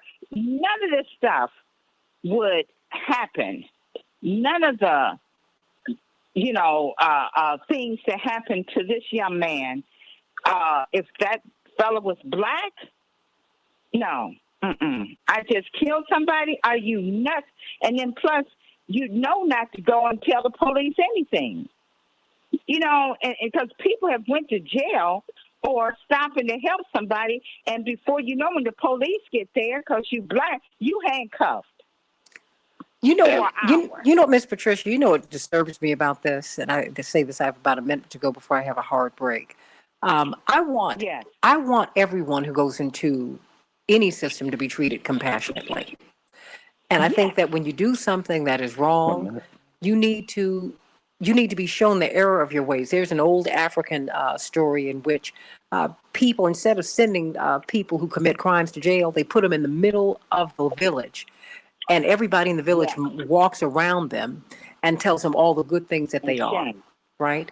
No, not to take shame, so that they can take responsibility. Right. I remember that. A professor, Miss Townsend, she was really good in African history. Yes. Yeah, I do remember that. And to be reminded of that. But see, I'm not seeing this happen here. I'm seeing this young man 15. Get a pat on the head. And he's being told to go on. See, when we continue to do this, that's what's wrong with the culture right now. Because some people are never wrong and some people are always wrong. And the people who are never wrong do wrong all the time. And they can never be corrected. It's a dangerous thing when you cannot be corrected. It's a dangerous thing. No, stay right there. We'll talk during the break. But stay right there, Miss Patricia. Miss Patricia, stay right there. Back with more of this discussion on the Santita Jackson Show. Miss Patricia, I wanted you to continue. We're on break, but we're on Facebook Live. This is where I'm with you. I do not believe that males or females, males, their brain don't complete, and until they're 25. Dr. Carl Bell, God rest him. He used to tell us that. That's right. Right. Stuff, and I learned that in school. I don't know why this judge in Texas didn't know it, but whatever. And so I'm not for, just throwing away the key on teenagers. But I am for equal justice. Yeah. I don't look at this fellow and say, oh, just throw away the keys. No. But people, the grown people that aided him, like his mother and stuff, I think they should be punished, and stuff, because she's full grown. Okay? She knew. And he was a minor. What kind of home do you have? And so, I'm not for that. But I am for justice, because the people lost their loved ones, their brother, their son, uncle, dad. They lost someone. I lost two brothers who was murdered in Chicago. And before my oldest brother was murdered, he just put his foot down. He said, "You moving to the suburbs?" I said, "I'm full grown. I'm not moving anywhere," and stuff. But he's the oldest. I moved, and I've been out here ever since. And it's a shame, because there's so much good and beauty in Chicago. All the museums, the planetarium, the parks, everything. The people, so much, everything.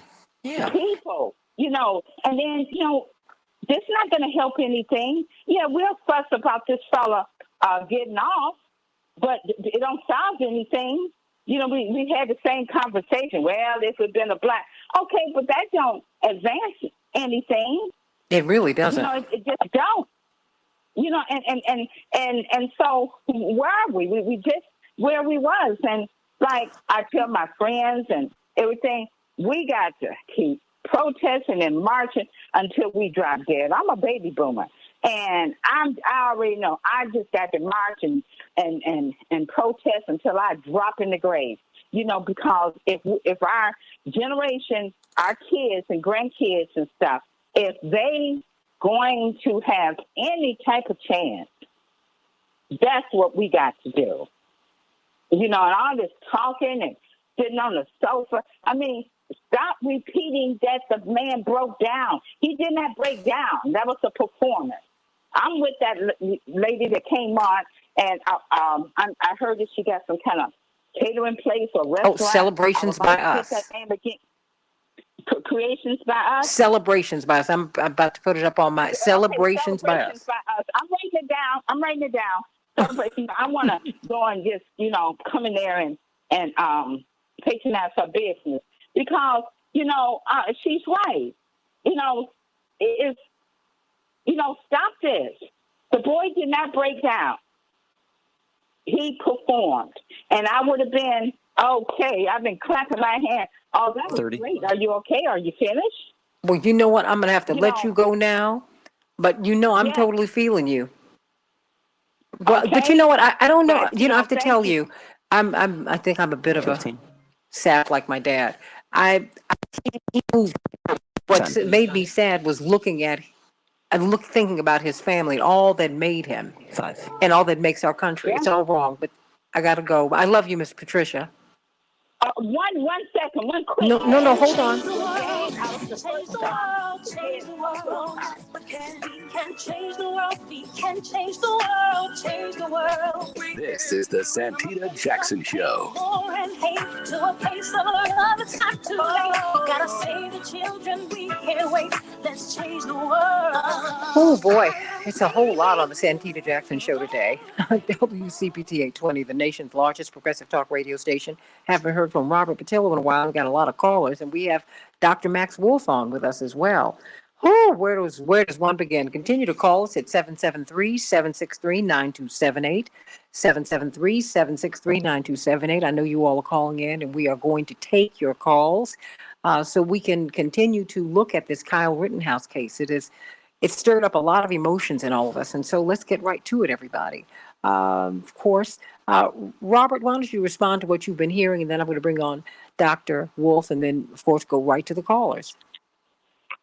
Well, I wanted to kind of circle back around to the quote-unquote breakdown on the stand that people have been referencing.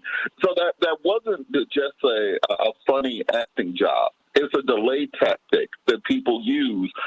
You show your client, you kind of teach your client that if you get stuck, if you get a question that is too hard, if you forget your place in the script, then you break down, you try to get off the stand, and then we can go back during the recess and go over your testimony again. That's what he was doing. It wasn't accidental. It was a plan to break up the testimony. So because very often you don't put your client on the stand as a defense attorney, so you want to make sure that you have an out for him. Now, I've had that happen before with a cross-examining prosecution witness, and so what you do is you go to your defense table. There's usually a pitcher of water and a glass and a box of tissue. So you ask for permission to approach. You pour them a glass of water. You hand them some tissues, and then you continue. You don't allow them to get off the stand. Once you do that, you've broken up the entire ethos of what you're trying to do. You've broken up the entirety of the presentation you're making to the jury. Imagine that you're in the third act of a Marvel movie or Star Wars or something, and they're about to blow up the Death Star, and then there's a 15-minute intermission. You've kind of broken the suspense, the tension that you're creating at that moment in trial. So the fact that the prosecution even allowed that to happen, because at the end of the day, it's a theatrical performance that you're putting on in the courtroom. You're trying to dramatize things for the jury so they understand and see the gravity of the case you're putting on. And the fact that the prosecution did not object to the court recessing and allowed this little game to be played, if this case does indeed end in acquittal, it's going to be the prosecution's fault, because there have been so many errors, so many flaws, so many inconsistencies, so many just rookie mistakes that it's going to be hard to give any credibility to the verdict. And I think the prosecution is doing the best that they can, but I simply think that the prosecutors in over their head. Unbelievable. Dr. Max Wolf, Every Thursday, we talk to Dr. Wolf. Good morning, my sweet. Every Thursday, we talk with Dr. Wolf CK about just about the economy, because everything, and really taking the economy through the political lens, the social lens, the cultural lens. And I said, you know what? Would you weigh in on this for us, please? I mean, really. Because I just think it's important for us to have our own soul poll and find out what people are thinking and feeling about this case. Dr. Wolf, your thoughts? Yeah, so thank you for having me, and it's also humbling to be among illustrious guests who have a much more professional engagement with this area than me, so I should start by setting expectations appropriately low. So first, happy Veterans Day, and thanks to all that served. I wouldn't want to have a public voice and not do that first and foremost. And then secondly, I have followed it to some extent like most of the general public, but I am certainly an amateur on the outside of these processes looking in. So just want to state that for the record so there's no misapprehension about my skill level. Look, to me, what's interesting here is more the sort of context in which all this happens, right? And I guess I find myself looking at the big picture a lot of the time on a lot of things. Maybe that's the macro and the macroeconomist or whatever. But to me, what's interesting is we have this national social issue where a lot of people in this country think it's okay to use extreme acts of preventative violence against protesters who are protesting extreme acts of violence. And I think it's time to sort of pay attention to the statistical history. Groups of people who show up angry about the over-application of force, right, don't tend to be big on overusing force.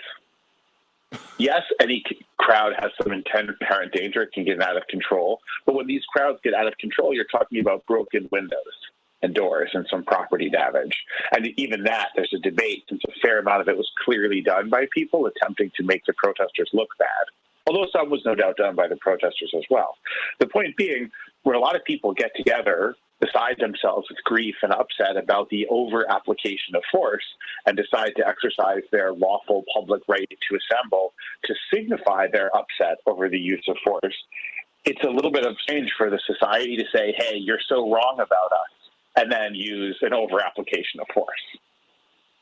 But if you're a young guy and you're packing it in to go across state lines to a property that was already burned, that you have no connection to, that you didn't arrange anything with, that didn't ask you to be there and wasn't compensating you for it, and then leave the property in search of the action with a rifle, a military rifle, and then stalk around, continuing to do this after having shot several people and shooting several more people, having a social debate about whether you thought you were trying to help is as insane as the idea that you were there to try to help. I mean, look, it's probably true that the son of Sam thought he was helping by sending those people to heaven early on their dates. But we wouldn't have a long debate about that. Like, is he really an angel? Right? Like, I'm willing to go ahead and commit to the idea that his neighbor's dog wasn't a good spiritual guide for New York's public safety. So people can believe all kinds of things, and they can believe them legitimately and deeply, and there should always be a place for people to voice their ideas, and that should be met with the minimum amount of prejudice, for sure. But I think we just need to get to the point where we don't feel like brutalizing people who are protesting being brutalized is a good idea. And the discussion of the case suggests we haven't gotten to the top of that mountain. And there are other mountains we're trying to climb and we're not on the top of. And I'm not saying this is more than those, but it does seem to be kind of a challenge because we do spend a lot of time discussing the application of excessive force against protesters who are protesting the application of excessive force. Unbelievable. Who are we demonizing, everybody? Dr. Max Wolf. Stay right there, Dr. Wolf.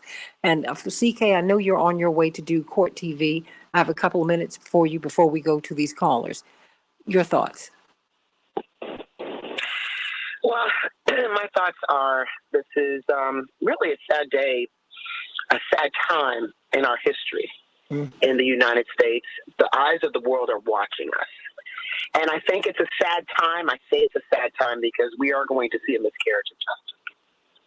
I think the die has been cast. There's always the ability for there to be a different outcome, even when it's looking grim. In trial, I've been in trials where I've been surprised before, jury trials before, but I just simply feel that we should brace ourselves for an acquittal in the Kyle Rittenhouse case. We should even perhaps brace ourselves for acquittals in the Ahmaud Arbery case. And so what we need to look to is, what are we going to do if that happens in both of those cases that deal with essentially very similar issues? What are we going to do as a nation? And what are we going to do as individuals? What are we going to do as lawyers and officers of the court? What are we going to do just as citizens, just as people, as mothers and fathers of children in this country, as mothers and fathers of Black boys in this country, as mothers and fathers of the least of these? What are we going to do? One, what we need to do is we need to register to vote. Vote out of office those elected officials who are not, in your estimation, performing their duties according to why they were elected. That's number one. Whether they are legislators, whether they're judges, whether whoever they are, vote. Two, show up for jury duty. Show up for jury duty. It is critically important. These two cases accentuate the importance of showing up for jury duty. Three, that's next to serving this country honorably, and to all of those veterans in this country, all of the men and women who serve this country and have served this country. I salute you, I revere you, I honor you. And it is really, you fight for this system. So it is a travesty for us here who are not fighting, who are not serving, not to do our civic duty and appear when we are called to serve on juries. So we need to do that. And it should be, we need to say that and speak that truth on Veterans Day. And then finally, continue to fight for justice, Santita. Continue to protest. We can protest peacefully. We should not be demonized for that. In the Ahmaud Arbery case, the defense tried to prevent the peaceful protesters from protesting on public property. We have to even think that that could happen in today's environment, where a motion would be filed and briefs would be filed supporting that, is a travesty in and of itself. Fortunately, the judge in that case got it right and denied their motion. But that it happened allows us to say we need to stand up and think and watch these cases and think about what it means for our society for that to even happen. It's not good.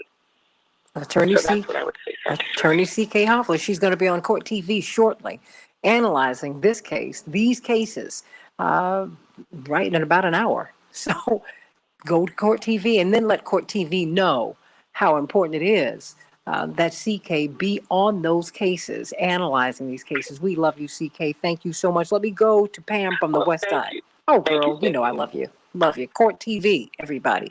CK in an hour. Pam, what's on your mind today? Good morning, Santita. Hey. Thank you for the show. Hey, let me just say to Ms. Attorney CK, I know, she has to be objective and give her professional opinion, but if you would somehow express the sentiment of the callers that we believe the fixers in, and I don't know how you gently broach that topic, but if you just would express that to the panel.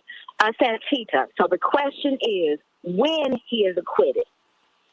So you think he's not going to be prosecuted? No. Okay. And then also, let me just talk about personally my experience, just quickly. I've had to fire an attorney and represent myself in a case. I've also monitored courtrooms, particularly when Howard Morgan was shot, I think, about 20 plus times. And I've monitored some of the behavior of judges. Then also, with the U.S. Department of Justice, that situation. So, Santita, I'm asking about the judge. We all know that judges at times have to admonish attorneys, but it was the particular disdain is what I saw when this judge admonished the prosecutor. Now, let me just simply say this, and I'm just going to refer to a movie called Sleepers with Brad Pitt. where he strategically was the prosecutor on the case that he designed to lose. It was an excellent movie. So I'm going to say where there may be many professionals and many attorneys and judges that operate with integrity, we know there are those who do not. And this stinks to high heaven to me. So, and I've served as a juror also. So I believe in fully participating in every aspect of fighting for justice and liberation. So here's my question. When he is acquitted, what do we do? Santita, I'm ready to boycott. See, because we don't want violence, right? We want to be civil. We want to respect the civil rights leaders and the path that they've set for us. I'm seriously talking about, it's time for a major boycott. And lastly, I'm going to say this. Boycott of what or of whom? Economic boycott. Okay. I haven't thought that far. But I'm willing to work on something to strategically plan it because I know there has to be planning in order for it to be successful. And I also know from your father, Santita, Reverend Jesse Jackson, that you have to be strategic and there are steps to take to lead to that. And you have to be willing to fight. You do. Exactly. Yes. Well, hold on. To the mother. Oh, I'm sorry. Oh, I'm sorry. Yes. No, please continue. I'm sorry. To Kyle's mother. Mm-hmm. Now, I know had this been a black boy, right, they would have been calling him a grown man and they would treat him as such. Mm-hmm. They would have asked the question, well, who is his mother? Where is his family? Why did they drive him across state lines? Then I've heard talk show hosts call black people who had sons that commit crimes savages. Well, what wolves raised them? Mm-hmm. Right. So those are the descriptions about black parents. I'm not hearing that, nor do I think those names are appropriate. But at least what his mother drove him across? I mean, what kind of mama are you? Crime? What kind of mother are you? What did you teach your child? Whoa. Where's the father? Yeah, where is it? Oh, how about that one? Santita? How about that one? Where's the father? Well, how about that one? In drugs, alcohol, has the family been involved with the children and family services? Ooh. Where's all of that? Hold on, Robert. Dig up. Robert Patillo, come on. Hello. Well, on that point, and this is one of the points I've been bringing up consistently. I know more about the drugs that were in George Floyd's system when he was killed than I know about any drugs that were in Kyle Rittenhouse's system when he killed those people. I know more about Jacob Blake's background than I know about Kyle Rittenhouse's background. Because please believe, and I've tried cases like this, when you have a murder case, they will bring, I've got one right now in Walton County, Georgia, that I have to try in December. And they are bringing up his shoplifting arrest when he was 13. And he's about the same age as Kyle Rittenhouse. They're bringing up his disciplinary record at school. They're bringing up his marijuana that was in his system at the time of the arrest. I haven't heard any of that about a poor little Kyle. Kyle was just sitting at home, reading the Bible, wanting to be a police officer, and then his civic duty called him to go defend some property in another state. So he got the AR-15 rifle that he just happened to have around, and he had previously said that he wanted to shoot people who were looting at stores, so he went to places where people were looting, and because of what he believed in and his stance for America, he had to defend himself by going into a dangerous situation with a gun and then shooting a few people, and then he was so distraught after killing those people that he went home and went to sleep. That's literally the narrative that they want you to believe. And the state has done absolutely nothing to disprove that. They've allowed him to cry on the stand and get away with it. They've violated a pretrial order. They tried to get in propensity evidence. They have not hammered him down and proved his case. And as CK said earlier, I believe in a regular trial, if the defense moved for a directed verdict at the close of the state's evidence, they probably would get it. because I'm not quite sure what the prosecution has really proved at this point, and even the failure to prep their own witness, the survivor of the shooting, to explain to him that all he had to say was there was a group of people and an armed man with an AR-15 walking around. In order to defend them, I drew my firearm and tried to get him to put down the weapon. That's all that the witness had to say. Instead, they allowed defense counsel on cross-examination to rope him into saying, well, yeah, I had my gun and I drew it and I started closing in on him, which goes into the defense's narrative about self-defense. So this has been bungled, as the only way to say it, and bungled so expertly. It's hard to imagine someone being this incompetent, and that leads some people to think that it's intentionality. I don't know if you can go that far, but I couldn't imagine putting on a worse case as a prosecutor. Not as a professional. I mean, to me, you'd lose your job. Let me go to Yvonne from Evansville. Yvonne, what's on your mind? Good morning, Santita. Hey, Yvonne. I did want to address that because I was a prosecutor, deputy prosecutor, before I became a defense attorney. I think there are ways for the prosecutor, and I'm not sure that people watching the elected prosecutor try the case. There are ways that the prosecutor can control an outcome or affect the outcome of a case, like who that case is assigned to. So, I don't know that people are saying, well, they think that the prosecutors are throwing the case. Well, it doesn't necessarily have to be that, but it is possible that the prosecutor assigned the case to the least experienced prosecutors in that office. And in that way, it would affect the outcome. Why would they assign, say he does have, if he does have very little experience, why would they assign someone with so little experience to a case that is of such great import? That is crazy, Yvonne. Because it's a way of affecting it. If it's a case that the prosecutor does not want to see a conviction on, or prosecutors prioritize cases all the time, and I don't know enough about that area. I did find it odd when there was a statement made by the defense attorney that when he made his motion for a mistrial, that the prosecutor was wanting another opportunity to kick the cat. I kind of wondered about the area just because, that kind of, I'm always, when I'm in court, I'm always aware of the language that I use. And for that kind of, that comment to be,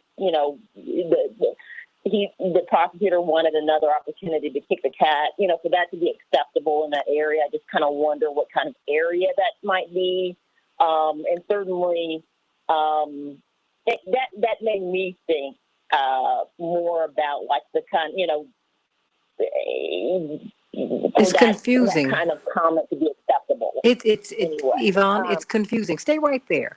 And Brian and Maria, I'm going to get you on the other side. We'll be on Facebook Live and on YouTube just for a few more minutes. But I only have a couple of minutes. I want to get closing thoughts from my guests. But stay right with me, Yvonne. Don't leave, because we're going to be on Facebook Live and on YouTube on the other side. 1 minute for you, Dr. Wolf. Sure. Look, I mean, I think the story here is unfortunately not that unique in some ways, but what is unique is the juxtaposition. So what I think we're seeing, which is disturbing and interesting, is that the story around Mr. Rittenhouse seems very much to follow the tropes of a police officer who has shot an unarmed person, usually of color. And what's kind of interesting here is that he was the unambiguous lawbreaker across state lines with an illegal weapon, walking around, pointing it at people, and then discharging it repeatedly, never attempting to get help. And if whatever amateur do-it-yourself law enforcement he did combined with amateur do-it-yourself medical care, it's probably worth knowing that those things are both more or less criminal, and he seems to have had previous intent to commit those acts. And so I think it's kind of weird that it fits back into a narrative which is about excusing the excessive use of force against people who are protesting the excessive use of force. And I think that is the bigger social issue than the details of the case, however compelling and in many cases upsetting those become. Robert Patillo, 1 minute. These things are very important for us to look at and monitor because we cannot deny the interplay of race and class and politics when it comes to our judicial system. We tell ourselves that it is blind lady justice with equal scales. But the thing to I want to paint a picture for you. I want everyone to get this mental image that instead of this taking place in Kenosha, Wisconsin, it's Washington, D.C., and instead of it being Kyle Rittenhouse, it's Caltavius Wright. And he came over from Baltimore to D.C. on January 6th during the riots in order to protect businesses in Southeast D.C. from these rioters with an assault rifle that his mom dropped him off. During the course of him protecting the Southeast D.C. from the MAGA mob that was doing the insurrection at the Capitol, he killed 2 MAGAs and injured another one and then ran towards the police officer. Would we be having this conversation right now if that's what happened? Would any of this cockamamie, ridiculous story that we're being fed, even will we be talking about him as a little kid, or will we have a very different discussion if the politics and if the race and if the class were changed? This is why it's so important to have the types of reform that we need on the federal level. 1 minute. Because until we have that blind version of justice where there are actually fair and even scales, then we will continue to have improprieties and disproportionalities in our system, and we can never be the democracy that we claim that we want to be. Amen to that. And everybody, I leave you with this motto, the Southern Christian Leadership Conference. That was the organization that really formally brought my father into the civil rights movement. It was founded in part by Reverend Dr. Martin Luther King. Their motto was this, and is still today, to save the soul of America. If we cannot be corrected, then we cannot be protected. If you can never be wrong, you can never be corrected. It's a very dangerous, dangerous place for us to be in when we're never, ever, ever, ever wrong. That means you continue to do wrong. No one ever tells you you're wrong. Think about that. When I saw those tears yesterday, I said, this is what is wrong with America today. Someone who can never be wrong. Please think about that. And start asking some questions. If you're going to ask these questions of Black and brown families, where's the daddy? Who is the mama? Then ask a question about him. Find out what happened, because there's something happened in that house that made him who he is. And we need to know what that is too. Hi, everybody. God bless you. Stay right here on YouTube and on the Santita Jackson Show YouTube channel, and Santita Jackson and Friends. I'm going to take a few more of your calls before we get out of here. Love you so much. We can change the world, and we must do it. I'm Santita Jackson. God bless. Hey, do I still have who? Maria, is she still there? Yeah, I'm still here. Okay, Maria, what's on your mind, sweetie? Well, I have to agree with everybody's comments, and I never thought I was a cynical person, but my sister and I both agreed that it was an act that he put on. And I'm thinking to myself, okay, they're using this to sway the jurors.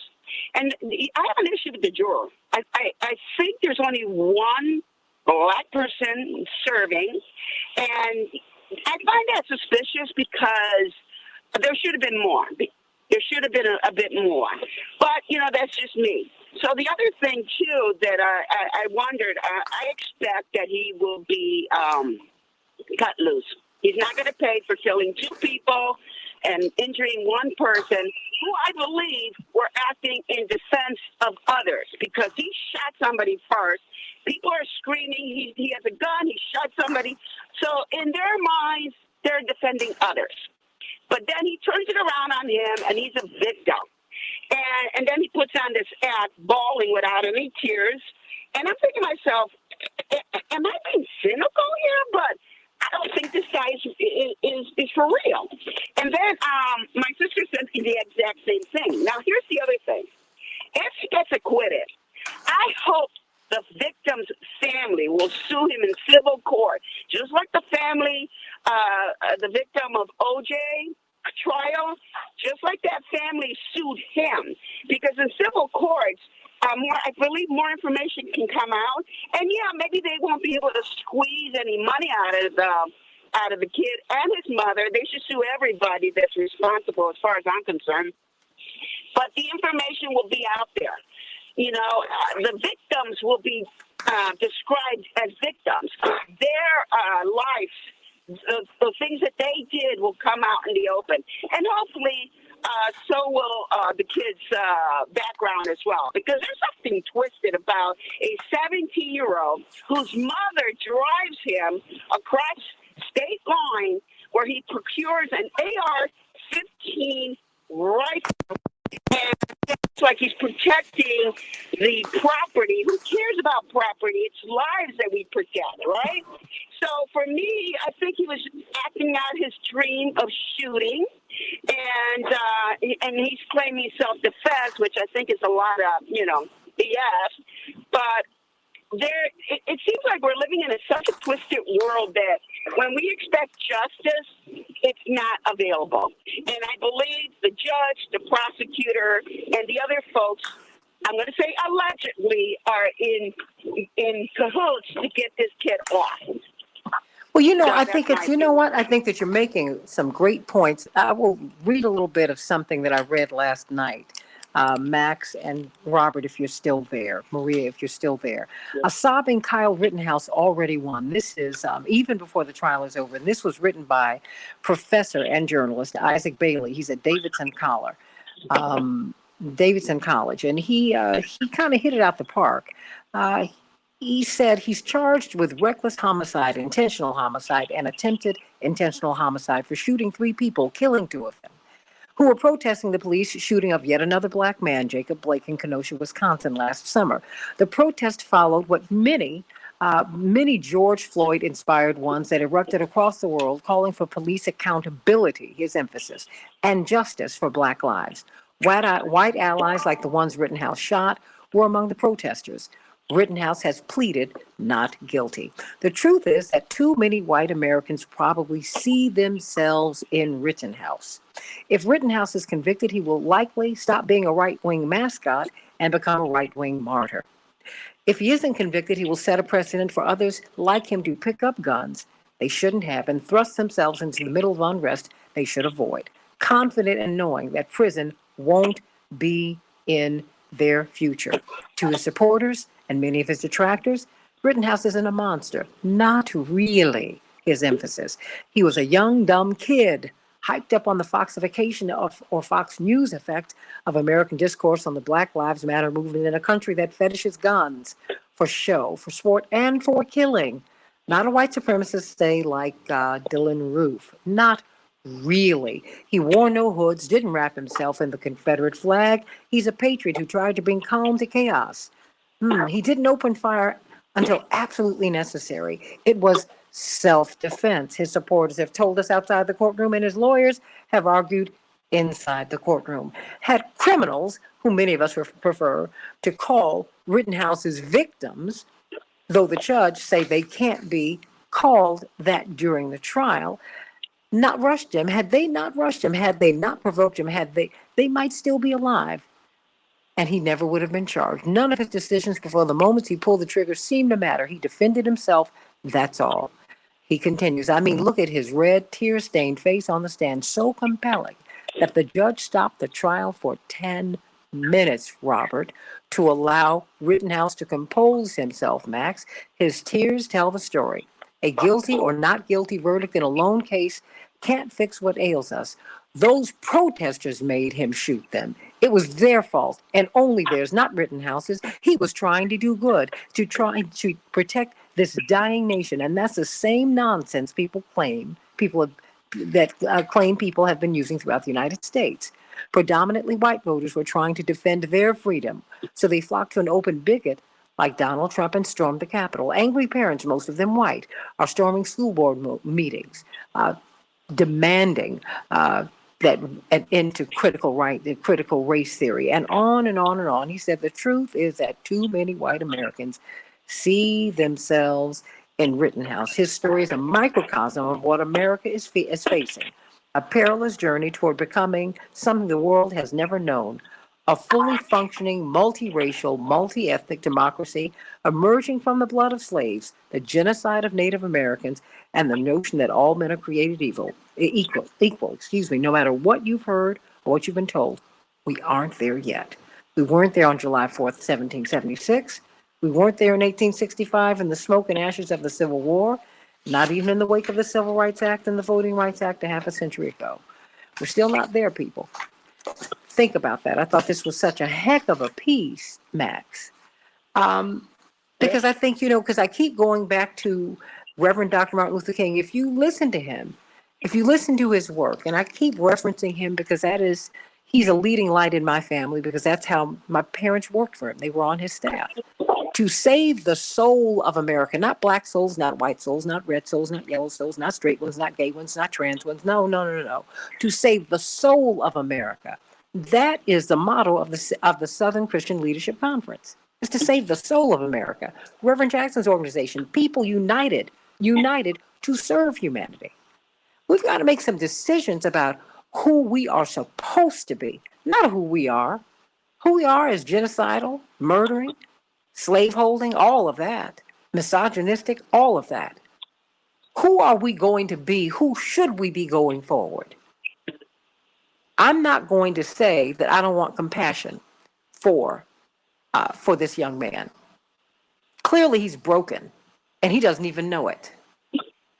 But the same compassion that they give to him, now I'm not saying that means he should be absolved of these crimes. He killed 2 people. But I want that compassion for Pookie when he goes in, or Paco when he goes in. Love his mama too. Love their mothers.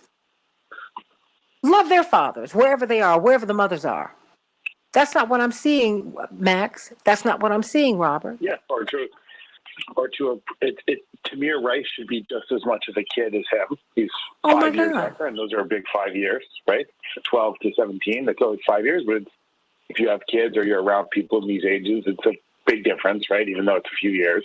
So I think I'd say that. And I'd also say, what if he was Antifa? What if everything was the same and he was Antifa? Same white, same house, same place, right? Because I think there's another story here, which is it okay to cheat people out of their votes if they don't vote the way you want to? Is it okay to overturn their votes if they don't vote the way you want to? Is it okay to accuse them of cheating if you don't get the outcome you want? And is it okay to kill people who politically disagree with you? Because that is one affliction that we haven't always had in the U.S., alongside the race and the class and the other stuff which we did have. That seems like a new affliction. And I think people are pretty happy with who he killed. And I think the rest of the story they make up as they go along. And I'm no expert and I don't know anything that everyone doesn't. But the performance I saw there looked coached and mediocre. I don't even think that, you can get into the after school movie on ABC with that kind of. That was your reading. I'm not an actor. I don't know. I'm sure he is legitimately upset about his own maybe going to jail. What goes on. Yeah, but we know this guy's become the plaything and the ideological totem of a group of people who've lavished money on him, who've robbed him and his mom, poor though they are, by using them to fleece various other right-wing and folks who want to pay for it, which has happened in all these things, right? And so we sort of know he's become this eye of the storm here. And he probably knows that he will have eventually outlived his usefulness. Right. The last thing is, I'm a little surprised we don't see more comparisons to the Zimmerman story. And so that story was kind of differently, right? Kind of ran differently because I don't think there was as many people who I think there's a lot of people who don't mind when you kill an unarmed black man, which I think is a huge social issue. But I think there might be a lot of people who are excited about killing Black Lives Matter or alleged Antifa members. And to me, that's an ideological acceptance or excitement about violence of the people who disagree with you. And if that gets going or gets excused, we will have a very bloody, insecure future as a nation. But I think you're making a great point. That is very difficult toothpaste to put back in the tube. Because he sure did get them straight, didn't he now? I mean, Robert, what is your response to that? Robert, you still there? Well, I'll tell you what, Max, for my portion, I agree with you. Because somehow or another, what happened, these protesters, these demonstrators, if you will, these demonstrators, even the fact that we call them protesters, even though you have the right to do that, these demonstrators, they got what they deserved. They walked into that peaceful town and they were looting, being arsonists. No, no, no, no. It was ironic, Max, that a reporter from the Daily Caller took Mr. Rosenbaum to the ambulance. Now, the Daily Caller is a right-wing news outlet. But he was like, what is happening here? I think that's why I keep going back to... They didn't know who each other were. No. So, I mean, if he's out there, once you get into a chaos like that, I mean, again, this doesn't matter, but if he was there to self-appointed, uncompensated guard a burnt-out facility at no one's request by no previous arrangement, which is, again, on the other side of vanity there in the mirror.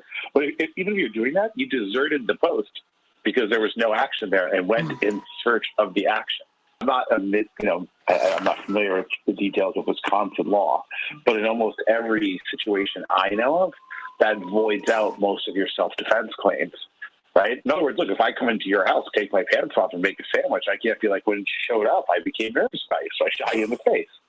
Like, where you are and what you're doing kind of usually matters to those claims. And if it doesn't, if I can go to your town and patrol it with an automatic rifle as a member of no law enforcement with no request, and then kill you if I feel threatened, then you have set up a legal scenario which makes America potentially ungovernable. And if you add that to spiking gun violence and declining gun restrictions, especially with the Supreme Court, you start to have a pretty upsetting looking cocktail there. Mm. So where do you think we're going to go from here with this?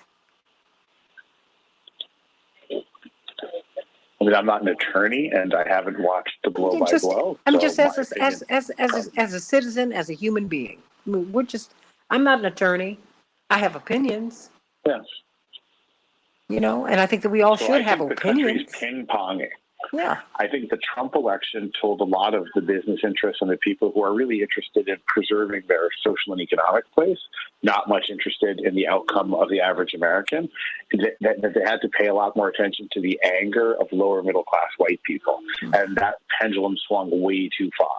And that became the secret sauce of the Trump administration and what happened or is happening to parts of the Republican Party, right? Which has really deserted a lot of its core beliefs in the center and sort of moved into this identity politics, Christian nationalist, overtly racialist stuff, and anti-immigrant stuff and anti-Muslim stuff.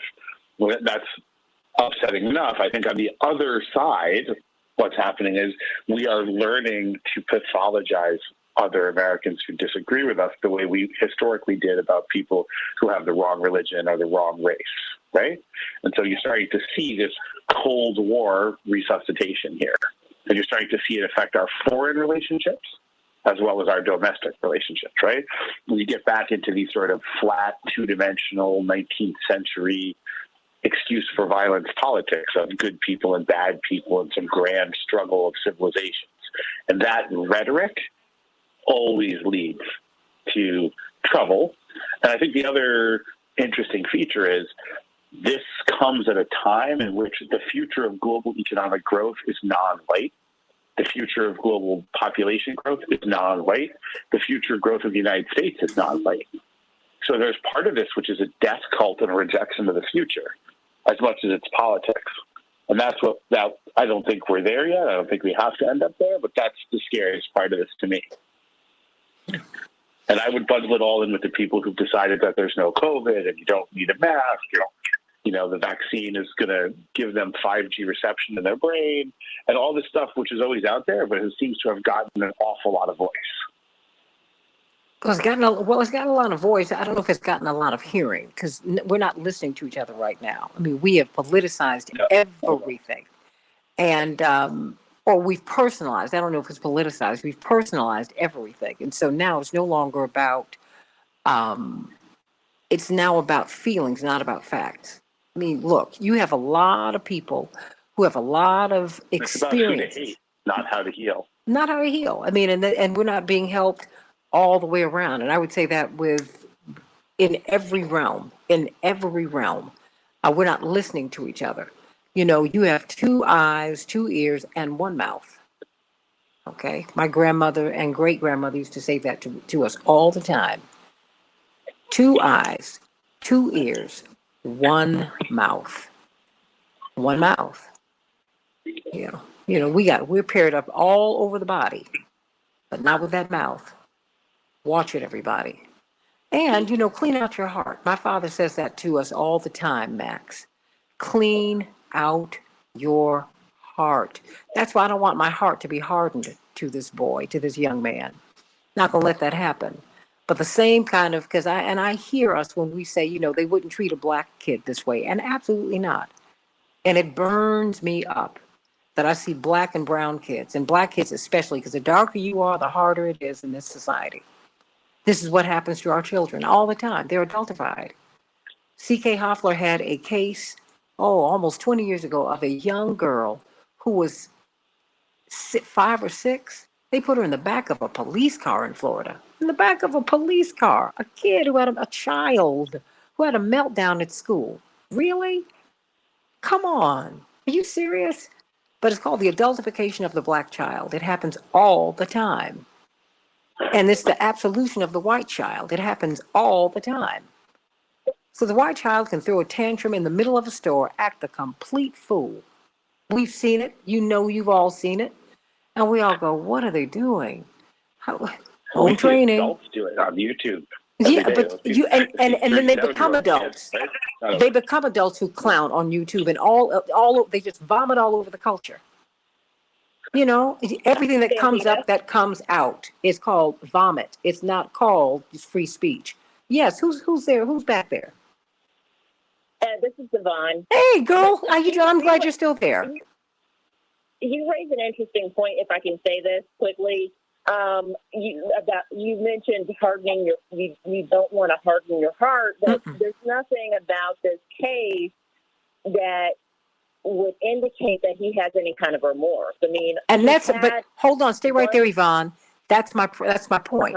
When you can never be wrong, you can never be corrected, and you'll never have remorse because he doesn't even have a mama who would tell him he was wrong. His mother drove him into wrong, Yvonne. And he has a whole system called a community that supports her. What is up with that culture? That's crazy. I don't disagree, Santita. Right, I agree with you. I'm sorry, I'm emoting. But I'm not sorry about that, but we're just...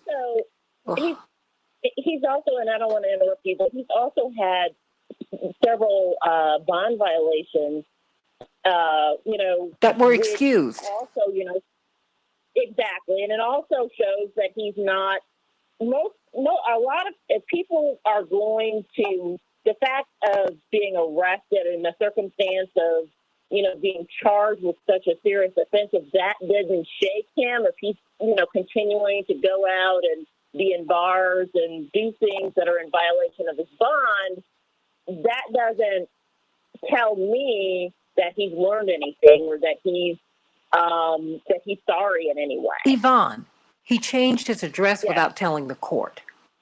Hello? Mm-hmm. Whoa. You changed your address without telling the court, and this Judge Schroeder, threw it out. What? If you change your address, I can't find you. Are you serious? Mm-hmm. Yes. Yeah.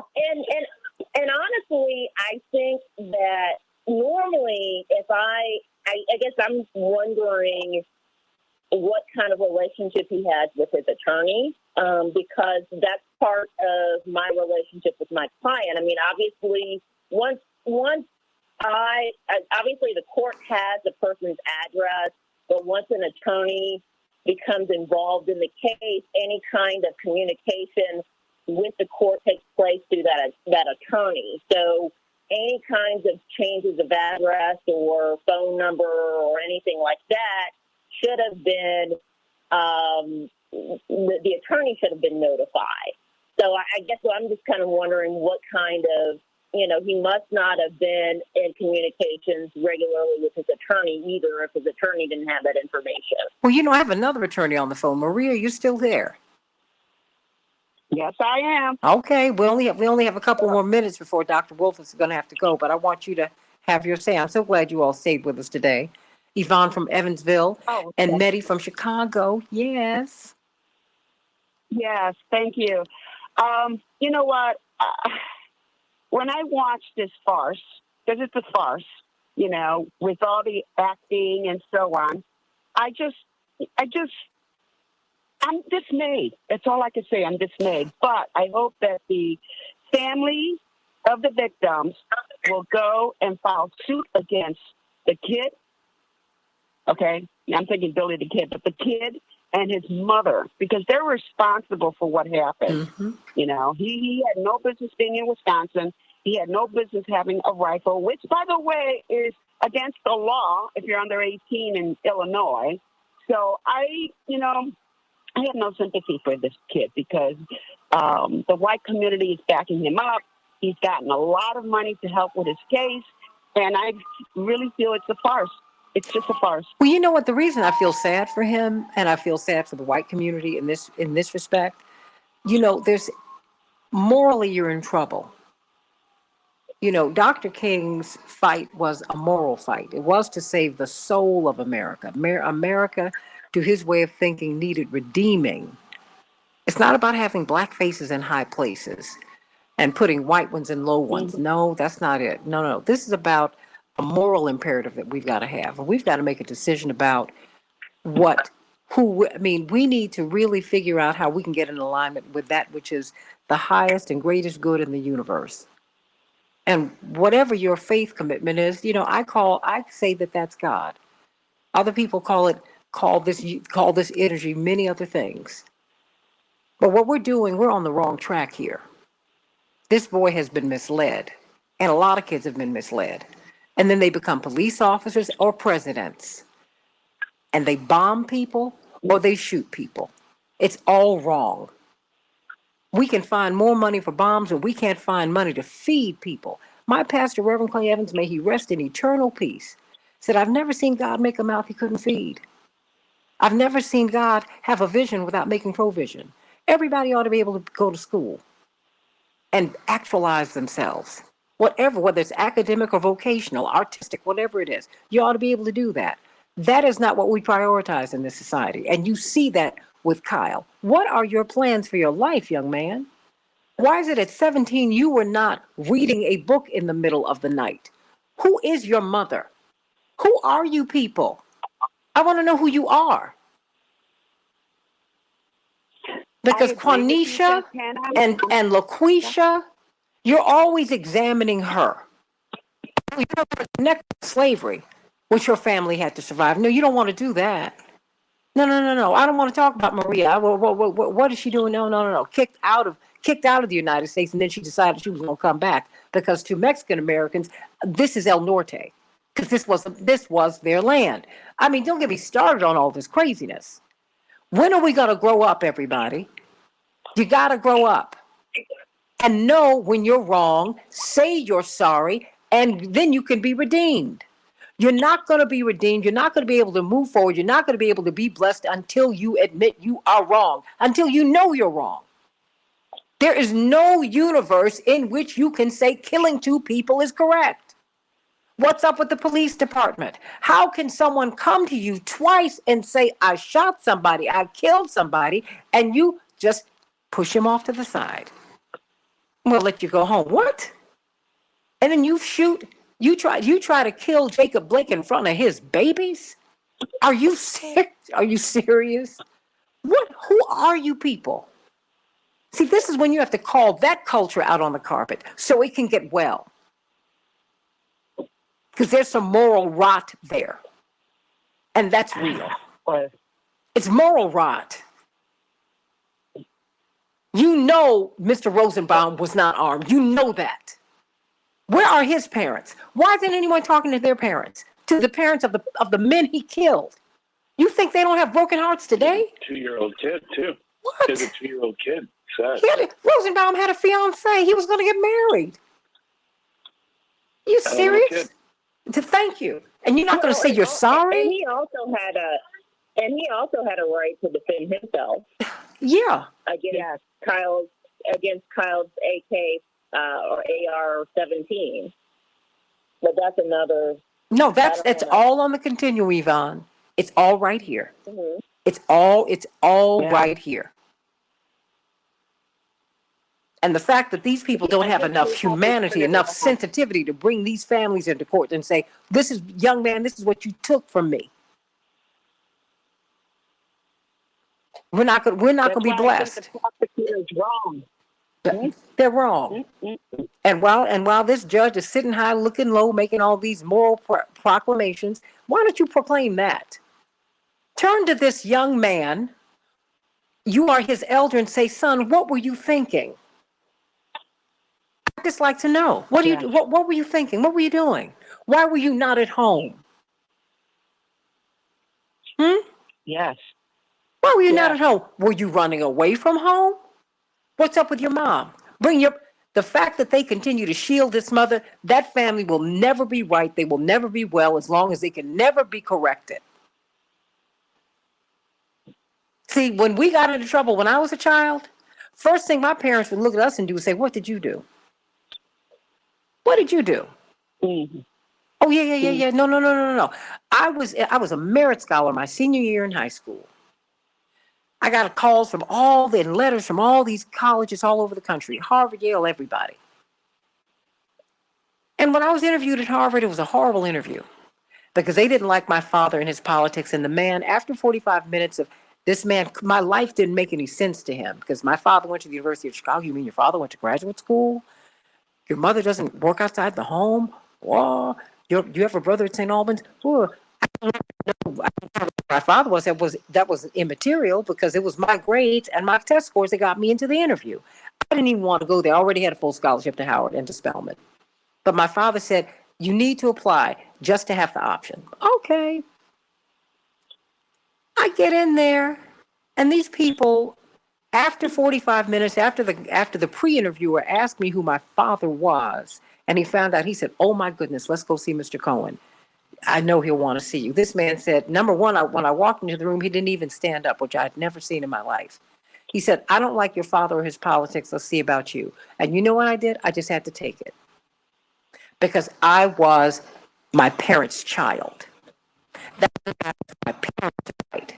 If my parents, when I got home and told them about it, of course they were infuriated. Because it was awful. And I had to be re-interviewed. And when I was re-interviewed, they still wanted to know if I was going to be independent of my father and his politics. But the first and last thing my parents wanted to know was, what did you say? They wanted to make sure that I was not disrespectful of my elders, even as he disrespected me.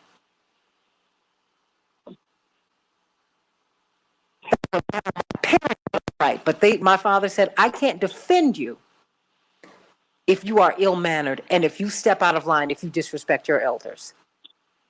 You have a daddy, you have a mama, we'll handle this. And that is what they did. That is a lesson that I learned. Because no one would have applauded me in my house if I had, as the old folks in my community used to say, if I had sassed these people. Some things you need to learn. You kill somebody, you kill something. There was a boy in my grammar school who killed a bird in the tree. He reached up, he was disturbed. He reached up in the tree and he squeezed this bird to death. We were scared of this child. They had to get him out to school. Because you know what? He killed a living thing. And that was crazy to us.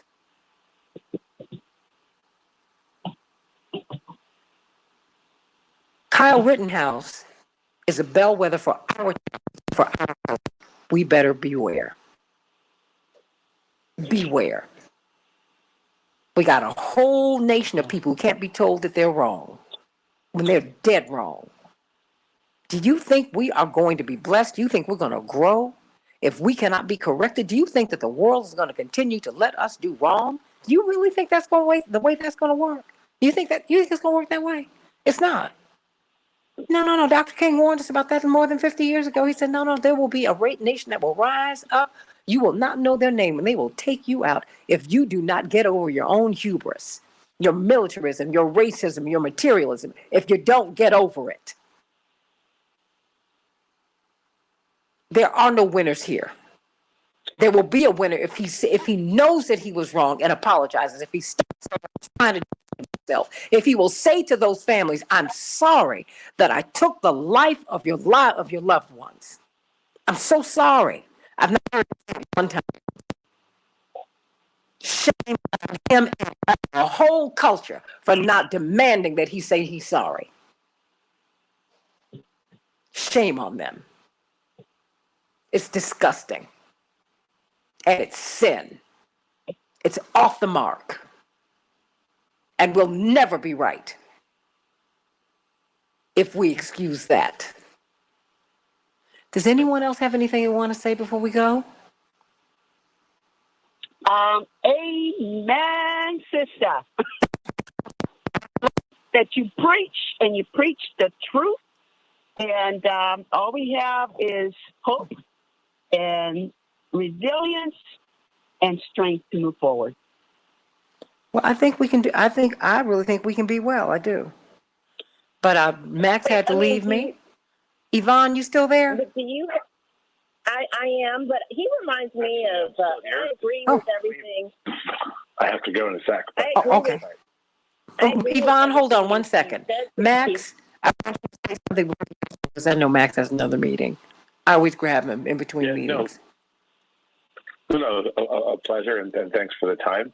Look, I do think that no matter what happens at the end of this trial, there's going to be a new conversation that has to be had about who is it more illegal to lawfully protest an injustice or to attack the people protesting? Because if we don't get that one right, then this is an invitation to violent vigilantism, because anyone who's disturbed or inclined can go and shoot a protester and say it was self-defense. I mean, we're going to ultimately lose our right to protest, or we're going to have a lot of pitched, bloody battles along ideological cleavages, which neither is at all desirable. And, and this is where we are. This is where we are. If you think January 6th ended on January 6th, oh no. That was the end of the beginning. Okay? We're on track for something really awful unless we really confront who we are and make a decision to go in another way. We got to go in another direction. This is not working. It's not working if we want to live abundantly and if we want to exist. We will self-annihilate on this track. We're going to do that. I love you, Max, and thank you so much. Thanks, guys. Appreciate it. Happy Veterans Day. Thanks. Happy Veterans Day to you, too. Yvonne, I don't know if you had to go, sweetie. Well, the last thing that I'll say is Kyle Rittenhouse reminds me of George Zimmerman, and I think it would be ideally he would recognize that he was wrong, but I don't think he will. And I think that he'll go through life, just as George Zimmerman did, committing one offense after another. Maybe at some point he might get convicted, but I'm not hopeful about him at all. That breaks my heart because, to me, it's a waste. See, I don't believe that. I think that everybody on this earth is supposed to be here. Everybody on this earth fits in God's perfect plan somehow, some way. Everybody. I believe there's a higher path for this boy. And I believe that for all these kids who've come through the criminal justice system, but if you give him a nice shower, scrub him up, cut his hair, and make him look like what he is not, because he doesn't look like the boy that was walking down the street with that AR-47, whatever kind of gun it is, that machine gun on his chest. That's a complete misrepresentation of who he was and where he comes from. Shame, just shame. How are you going to win? You're going to get him off, but he's not going to win. He's not going to win. won't. And the society's not going to win. You know what? We're breeding a whole lot of sociopaths, Yvonne and Mehdi. That's what we're breeding. People who smile and steal and kill. Do you think George Zimmerman learned anything? No, not at all. Not at all. Not at all.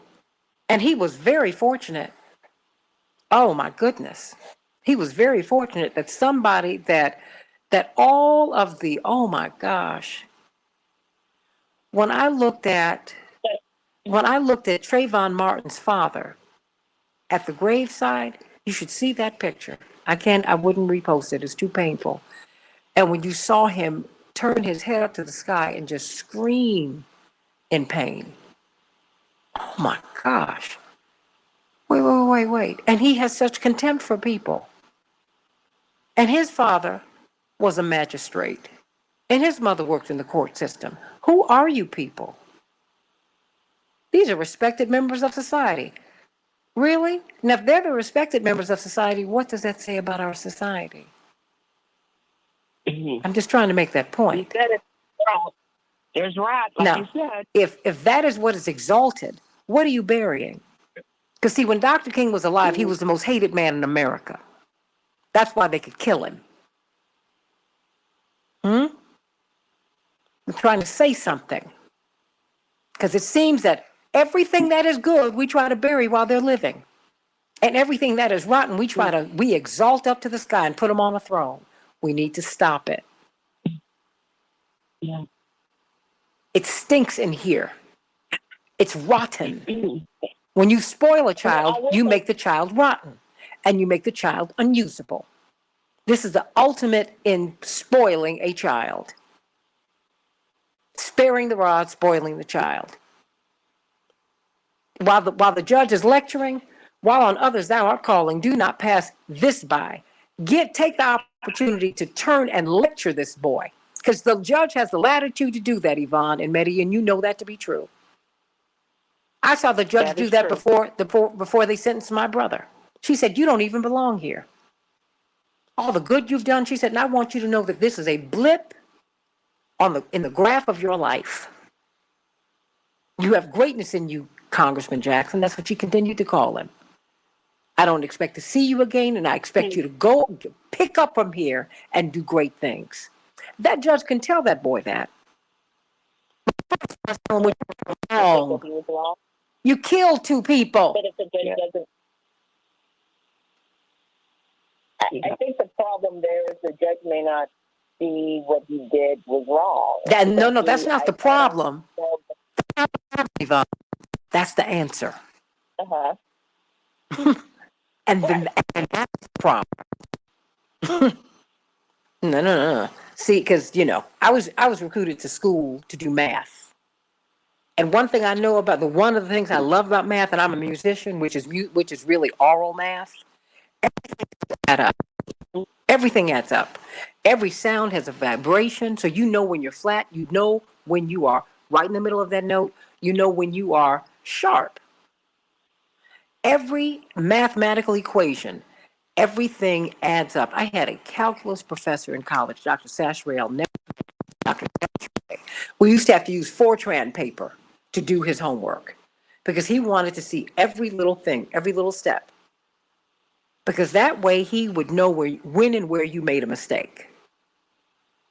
Everything in life adds up.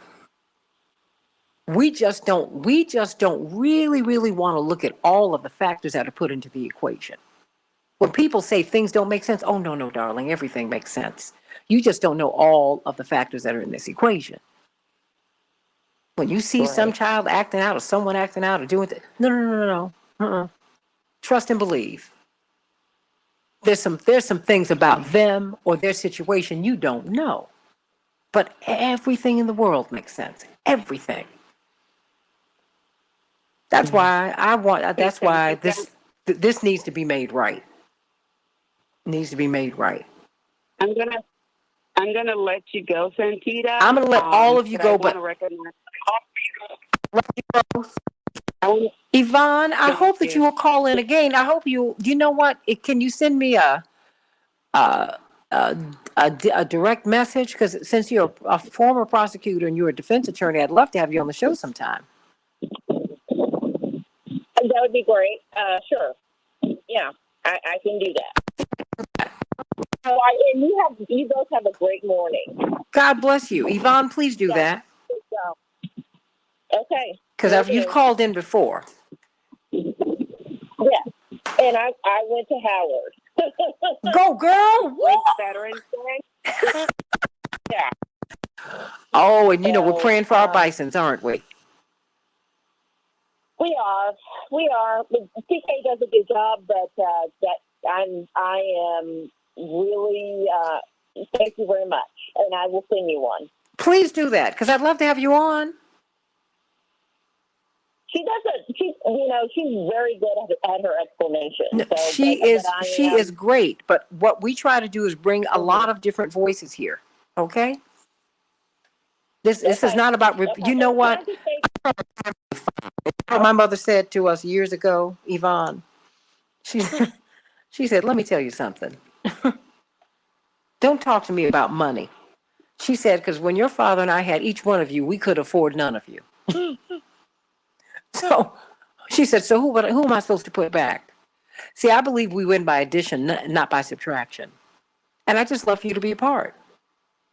And now that I know that you're a bison, come on, girl. Well, and my mom was a teacher, so I know very well that people's parents' occupations don't matter. It's whether they were present. So, I don't want to get off into a tangent because you've been on the radio all morning, thank you. You deserve a break, and I will send you my information so that you have that. That I thank you, and I'm a regular listener because even though I am in Evansville, I enjoy your program, and I'll continue to listen. So, and I want you to be a part of it. You and Maria. And we are moving toward having a live event where we can sit down and talk and laugh and eat. Okay. I do have a question though. I'm not on Facebook. How can I see the live stream? Are you on Twitter? How do I do that? Oh, yeah. Do you want to be a part of the Morning Stars on Facebook?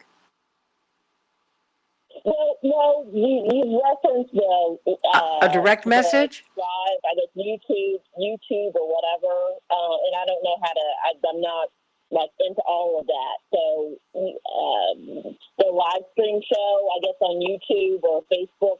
I'm not on Facebook. But, if you go on YouTube, it's on YouTube. It's on YouTube. If you go to the Santita Jackson Show. Okay. That's where we are. Okay, so just go to.